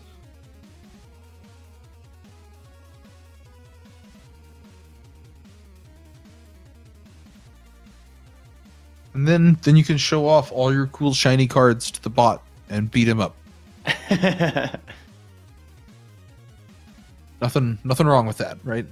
Yeah, I'm sure each like new set is going to include, because we saw all the Ravnica sleeves and everything for the big unveiling here, and I feel like we're going to continue seeing like each set receive its own set of unique card backs and quirky, like, you know, little differences between avatars. It would be cool if we got alternate art for existing avatars as well. Like if we got, for example, you remember when they made Garuk the green and black and gave him that kills another planeswalker? I think it was M 15, 16. That was No, it wasn't 15. That was right about the time that I went on a hiatus from the game. Yeah. But yeah, I know there was a black and green Garuk from like in the first Innistrad set. He flipped. I remember that guy. Yeah. But yeah, I could definitely see more Garuks. That'd be cool to have like new unlockable versions of some of the avatars too. Yeah.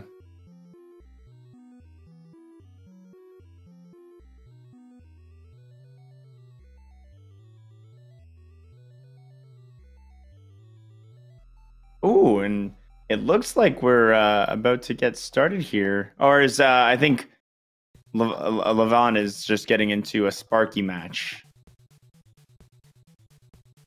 No, it is. No, we have against NY Rambler. We're just not. We have Rambler.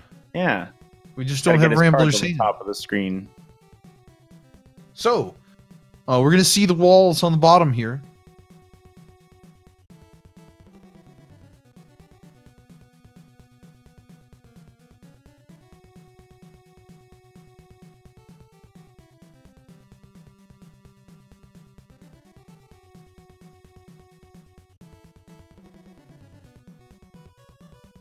Well, we're waiting.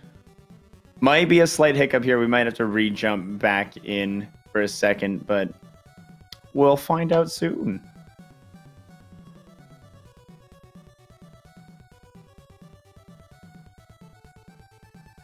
Looks like we are getting a little bit of stuff worked out with Rambler. Oh, and they were on the wrong settings anyway, so we're gonna get all that fixed. I guess now, while we're waiting for this to get fixed up again more, is a good a time as any to tell you that Zelda 1 Randomizer is coming up on this channel here in about 45 minutes. That'll be next. Yo, awesome. It's the all boards, no swords tournament. So if you want to see your swordless Zelda 1 Randomizer going through all the dungeons, that's what you want.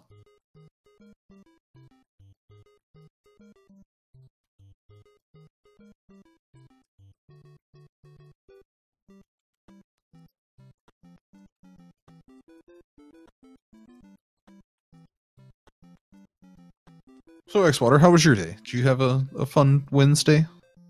I hope so. Yeah, I finally played Sekiro for the first time and lives up to the hype, man. Man, it's on my list. It looks so good. Yeah, like it's basically like playing Dark Souls if it had, you know, like really, really, really crisp movement. That you've sold me already. That is all I needed to hear to be on board. But yeah, otherwise just, you know, enjoying feeling a little envious of everybody at PAX, but happy for them to be there in the same. Hard to take those vacations after, you know, just I missed last week here because I was at GDC, so I didn't want to. Oh, how was that? That was really cool. I had never really had a chance to, you know, meet so many developers face to face like that, and it was a really interesting experience. That sounds awesome. Yeah, the extent of my cons in the past have been like, I mean, I don't know if I would count GDQ as a con, but essentially GDQs and Twitch cons have been the most of my experience at these kinds of like social public gaming type events. So one that was focused around the developers instead of the players was a really cool experience. That's awesome. Yeah. How about you? I mean, I had a good day. I can't complain. Had some time to work on all this presentation stuff. Put another 45 minutes into Learn to Kaizo until my hand cramped up too bad that I had to stop playing again, because I don't know how you guys play that Kaizo Mario stuff. My secret is that my hands always hurt. That's I don't doubt it because man, It's actually a good thing GDC came around when it did, because I was like, I've been trying to get through Grand Poo World 2, and like I could feel it every day on vacation that my thumbs were thanking me for not playing that game every day. I don't see how you guys can do it. And after, like, I spent 4.5 hours on test 2 on Learn to Kaizo, and after I finished it, I was like, okay, now I want to keep going, and I understand now how you guys can do it. But man, I have so much more respect after playing 6 hours to Learn to Kaizo for people that actually play those Kaizo hacks than I could have ever even imagined before trying to do it myself. Yeah. If you haven't tried Kaizo Mario, like, do it just so you too can have more respect for the people that do it well, because geez.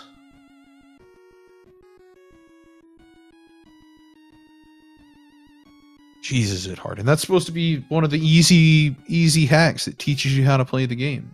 But The first step in, yeah, I've seen a couple of community members recently, like Tones of Ballone's the Splatoon guy, as he calls himself, but he's run Splatoon at a bunch of the GDQs, and he's recently been like getting into Kaizo, and he decided to start with Grand Poo World 2. And that has been a tough experience, making that your first one. that, I'm not gonna lie, Grand Poo World 2, watching people play it is the reason I wanted to try it. And Yeah, I couldn't imagine starting with Grand Poo World 2 as the hack I started on. Yeah, it's a fantastic game, and it's really, really, really fun. But it is definitely incredibly hard.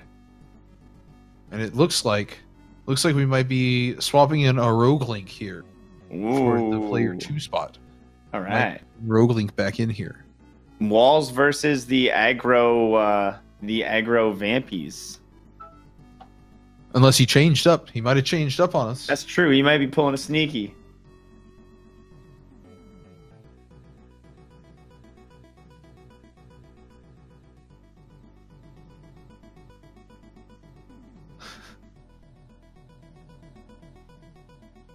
Well, we'll be getting started very shortly.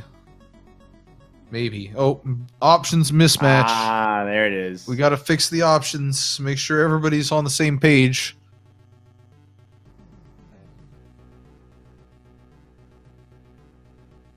There we go. Looks like... Oh, we're going to practice. No practicing. Coin flip, best of 3. Everything looks good.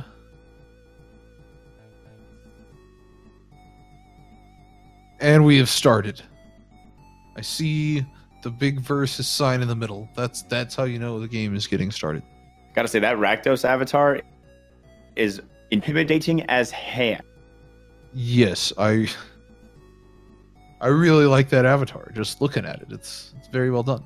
Ah, Resolute Watchdog. He was such a strong boy in so many of our Wednesday Night Magic drafts.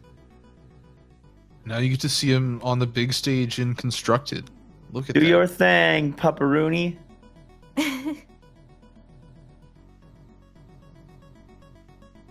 Oh, and it is the mono white deck on Roguelink's side. He is changing it up a little. Staying with the aggro, but we're seeing the Resplendent Archangel coming down on turn 3.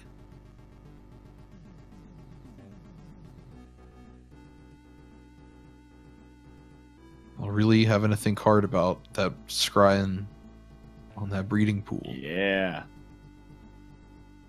But green mana, real nice, especially when it gives you access to another wall. Unfortunately, none of these walls are going to be able to block the angel. Yeah. But also, the angel doesn't have lifelink yet.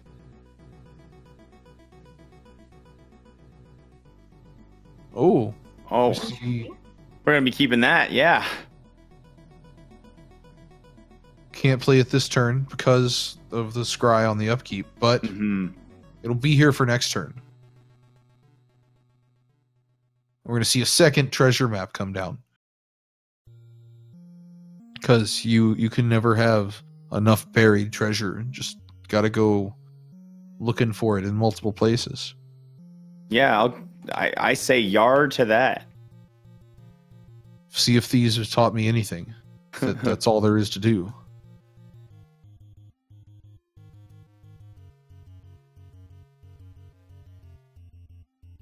We're going to see a quick scry before the dog goes to the farm. Wow.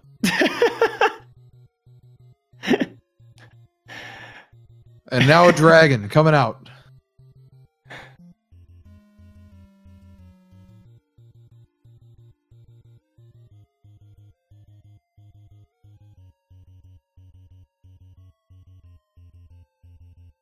Yeah, Rogling's board is really hefty right now. Oh, and that Conclave Tribunal, what a shame. That's gonna seal the deal for this game. Yep, and that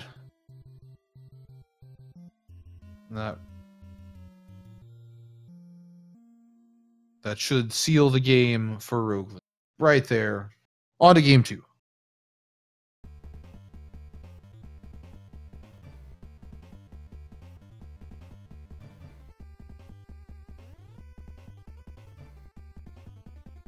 And we've seen this sideboard already, just some Teferis and counter spells, and then some actual removal in the form of Seal Away and Ixalan's Binding.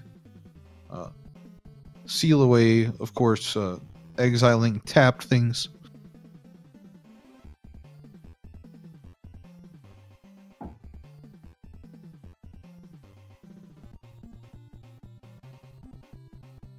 Man, that Rakdos avatar. Such a cool. And I love that he's got the all the all right. lands. Wow. Oh, 3 treasure maps. Get a lot of loot with all of that God. treasure. These are terrible hands. Yeah, that's rough. But yeah, yikes.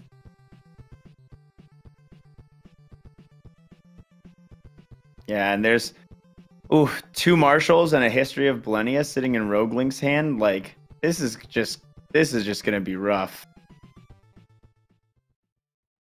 Can't even play that card because we don't have. Well, there's the green mana. You got another map. At least we got another map. Fortunately, there was no 1 or 2 turn play across the table for our walls.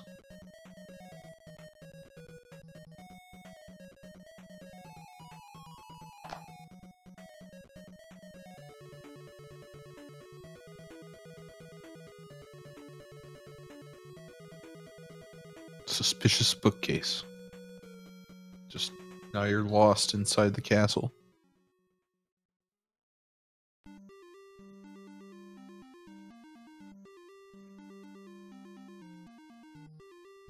Decisions with that Seal Away. Oh, yeah. Because next turn, both of the knights are gonna just crash in for a ton. They're not gonna get tapped, so no help there. But the marshal. That is a lot of powerful knights. Another marshal could come down. Instead, we have Ixalan's Binding, which good choice, honestly. And then some 5/4s coming down. That Seal Away definitely showing its worth right here. Yes, it will take out the marshal, lower the attack by 1 on each of the knights.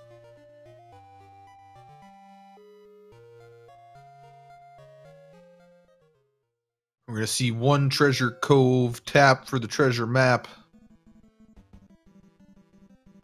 It's almost like it was an engine.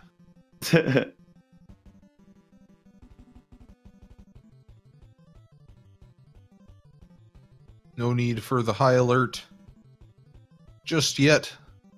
Instead, we're gonna go looking for more treasure. See what we cannot find.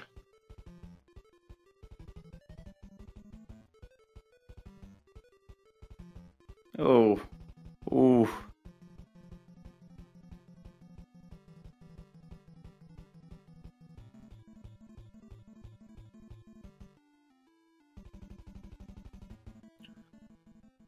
Yeah, that's a lot of good stuff on Rogue Link's side. Yeah, having the 2 history of Millennia's coming out like that is just like bonkers strong.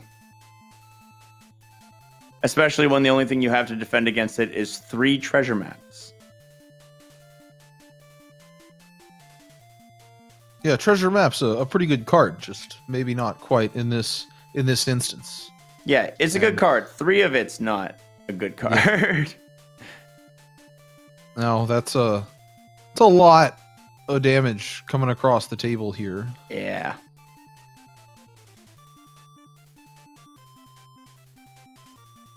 It'd be enough to hold on for 1 more turn, but 1 life, and I can't think of any card that we could draw right now. Oh, can Karn do anything? I don't think Karn can save us here. I don't think Karn can save us. No. Nor Not can from Arcades. that force. Especially with the history of Millennia giving all of the knights a ton of power next turn. Yeah, we really need a card that isn't in this format right now. Like, unfortunately, Day of Judgment isn't around anymore. I guess Kaya's Wrath, but not so much a thing that you can play as a Bant deck without access to black mana.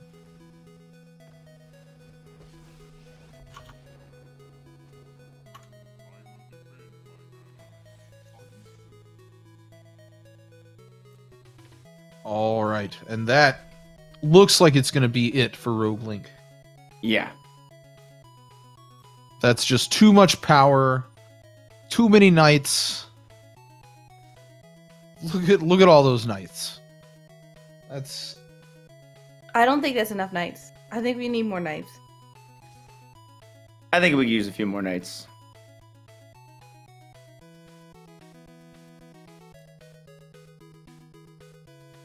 See, that's what, 34 power of attackers coming in? It only takes the 1. The first strike is all that matters. That will be it. And there you see a Settle the Wreckage. That was a card that would have been good. Settle the Wreckage is pretty good against attackers, I hear.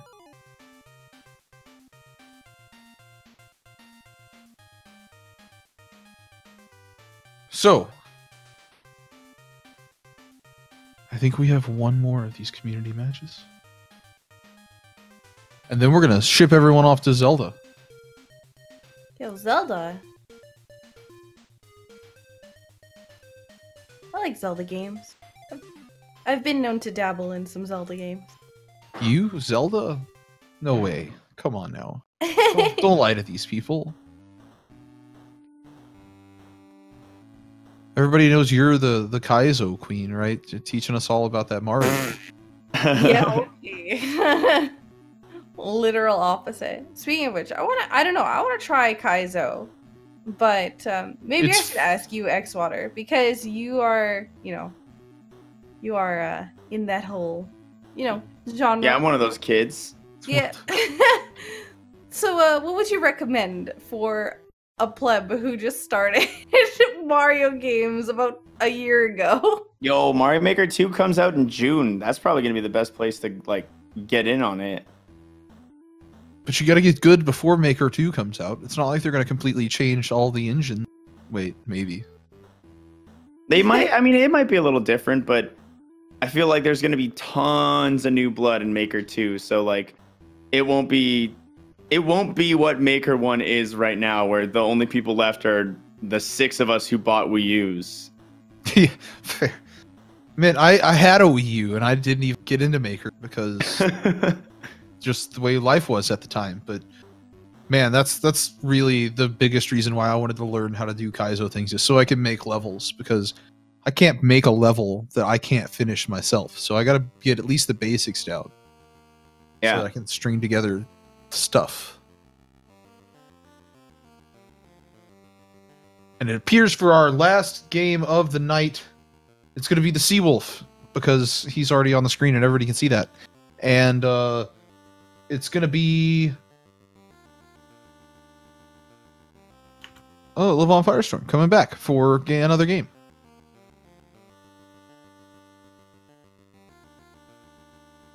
Only this time taking the player 2 mantle up and going to bat for team top this time, betraying team bottom, because that's just how it works, I guess.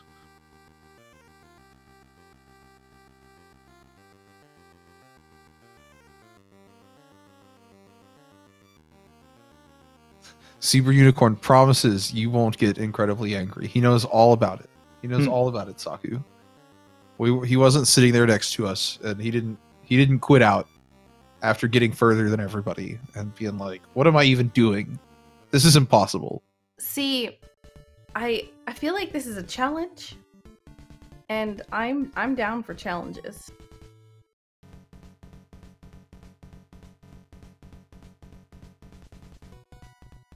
Shout outs to Zebra Unicorn in chat, one of our great community members. Was on the mic with me last week. Does great commentary. All around fine human being. He's going to be there cheering people on at PAX, so cheer everybody on for us, buddy.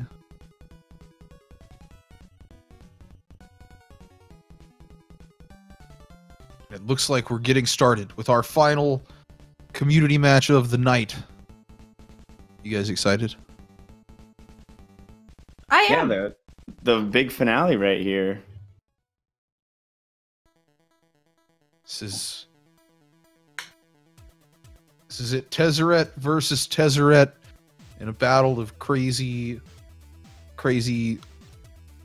artifice planeswalkers. Except it's really Teferi and Wait, y'all all saw that? It was Teferi and Nissa, and then it changed. Mm-hmm. They fixed it. They fixed the bug.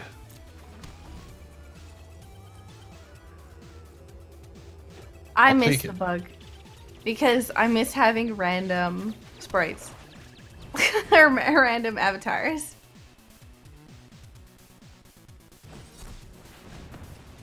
And we see a Syncopate countering the Raptor. As we have some kind of... Is it control? Or is it tempo? Plaguecraft are going to come down for Seawolf and will sacrifice itself, while on the other side we're going to see a card get discarded.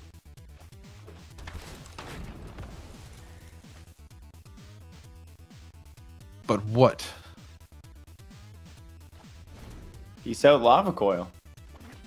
Yeah, well, seems good. Not worried about creatures.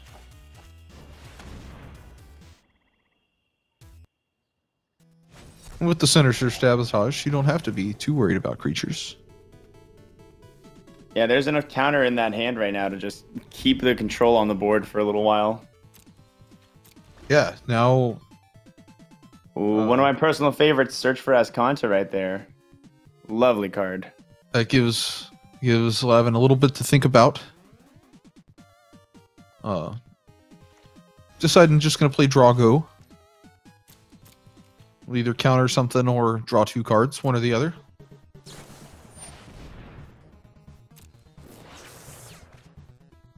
And drawing 2 cards was the way it went. Now can play that Search for Azcanta with counter magic still up.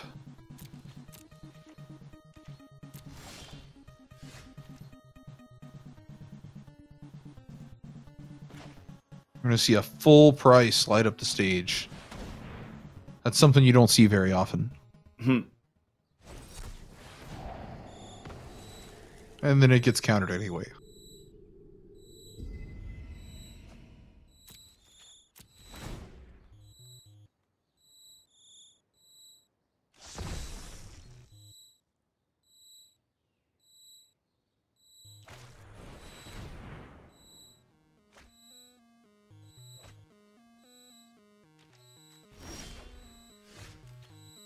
Ooh, a demanding dragon.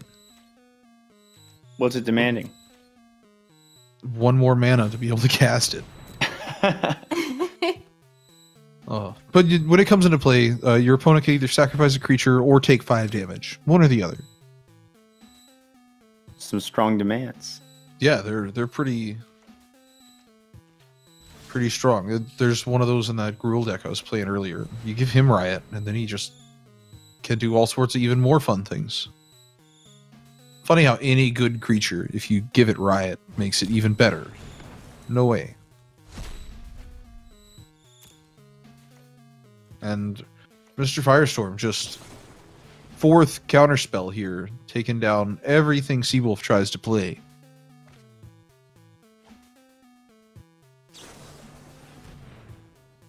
All it's going to take is Seawolf to get anything under the counter wall, and then he's in business. There is no other real removal. I guess the Fiery Cannonade, but that's not going to hurt the pirate.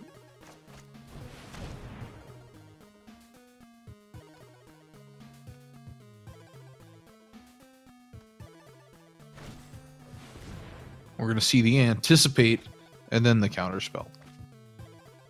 Probably. Oh, nope. The Shivan Fire is going to just do everything that needs to do. Take care of him. Send the pirate to Davy Jones' locker.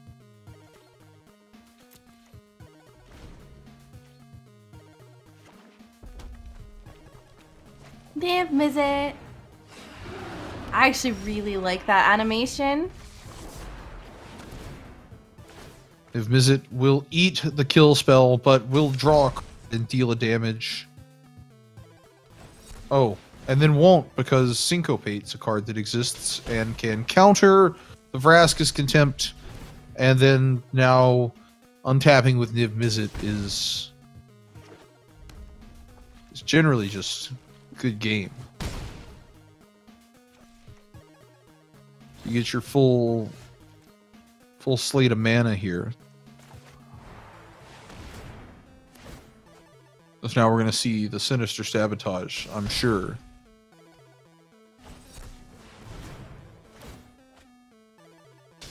Niv Mizzet's such a good card. It's very good in this deck as well.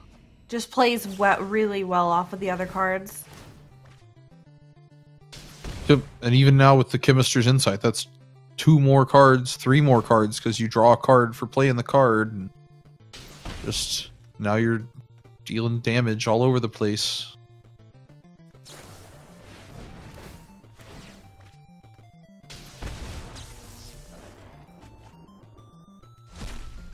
And it, don't even care that it's a bunch of lands, because you know they're dealing damage anyway.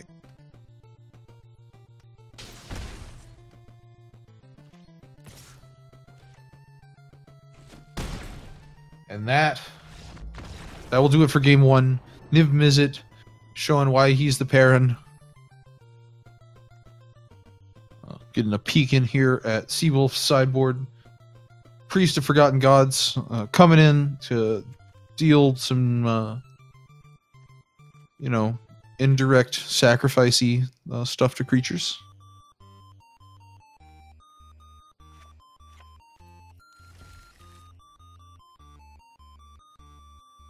And meanwhile, we can see the deck, but not really the sideboard for Mr. Firestorm. So we'll see what he's boarded in, if he draws any of it, I guess.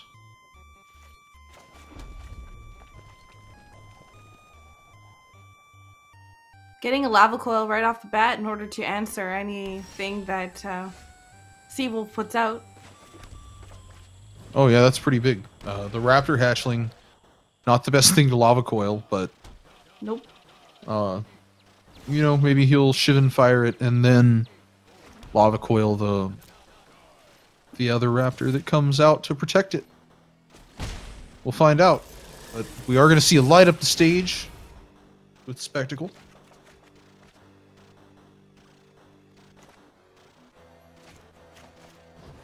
Oh, and the Priest of Forgotten Gods.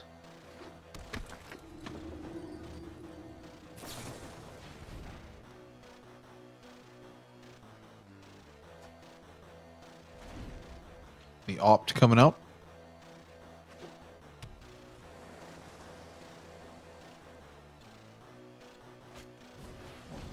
Shivan Fire, a little better against that Priest of Forgotten Gods than the Raptor Hatchling. Just a little bit. Then we're seeing the Lava Coil with the Beacon Bolt. Not really caring about much. But that is a lot of damage coming down on the other side. That Captain making a treasure token, putting down another Raptor Hatchling. So pretty good play for Seawolf. Oh yeah.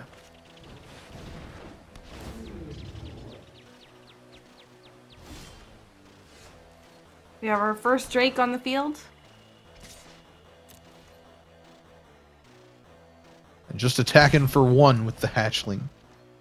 You want to trade for a bigger dino? No, not today. I see the Ral, the Planeswalker. Always nice to get out of the lab. He, that Ral didn't like that bigger dinosaur. So, no more dinosaur.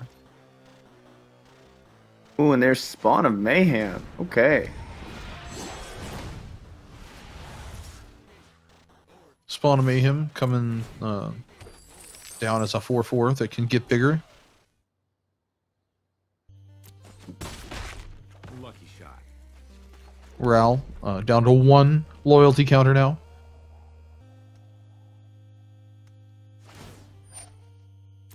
Well, now back up to 2 loyalty counters. We see a Chemister's Insight to the graveyard. That should be just enough. Yep, exactly. The 4 damage. Yeah, there it is. And that'll be enough to take care of the spawn. While the Crackling Drake gets in the red zone. Now we just need to watch and wait for a nice top deck here for Seawolf. Light up the stage. I mean, it's not a bad top deck. Let's see if we get the anything juicy from it here. And gets to cast it with the Spectacle.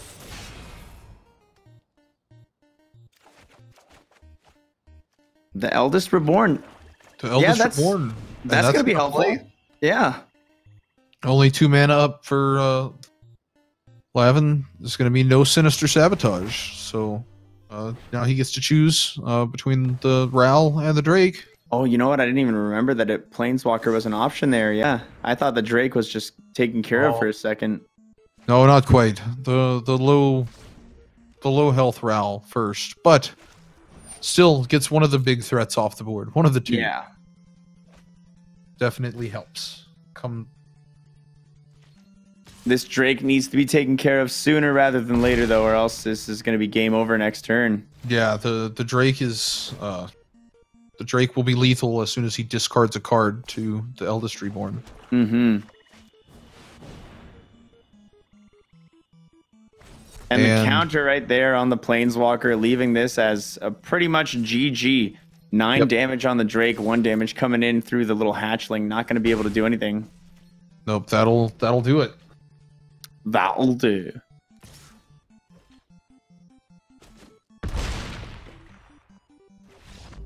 And with that, Levon Firestorm has wrapped it up 2-0 against Seawolf in the last game of the night. GG to him, coming back after getting beat up on his walls to get a win and all that other fun stuff. GG. And with that, I think that is going to bring us to the end of another great edition of Wednesday Night Magic. I hope everyone really enjoyed our preview of the Mythic Invitational. Really looking forward to that tomorrow. Twitch.tv/magic. Cheer Skybills on all the way to the top 16 so that we can go back and keep cheering her on Saturday.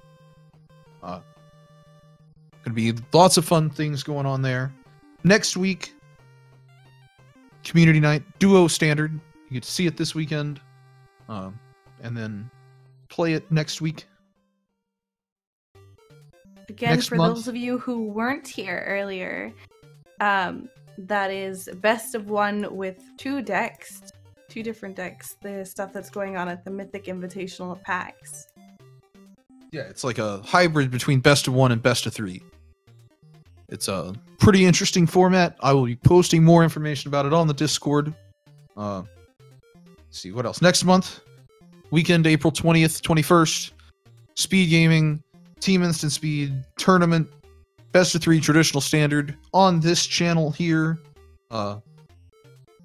Sign-ups will start tomorrow before, maybe not before the Mythic Invitational starts, but definitely before first pitch in the baseball world, because, you know, it's opening day of baseball season tomorrow too. If tomorrow wasn't big enough, we're just gonna put baseball in also. But I think that's all my announcements and stuff. You guys have anything else to say before we get out of here and throw it over to Zelda 1 Randomizer? Nah, I got nothing here. Just thanks everyone so much for watching again and being a part of the community. It's really fantastic to see everybody coming out and supporting not only all the fantastic speedrunners we have, but also our great Magic community as well. So thanks everyone again. Yeah, very much so. So with that, good night everyone. Thanks for watching. Enjoy Zelda 1 Randomizer.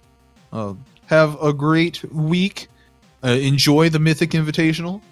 Good luck to Skybills. We'll be cheering her on from here all weekend long. And we will see you next week on Wednesday night. All right, goodbye.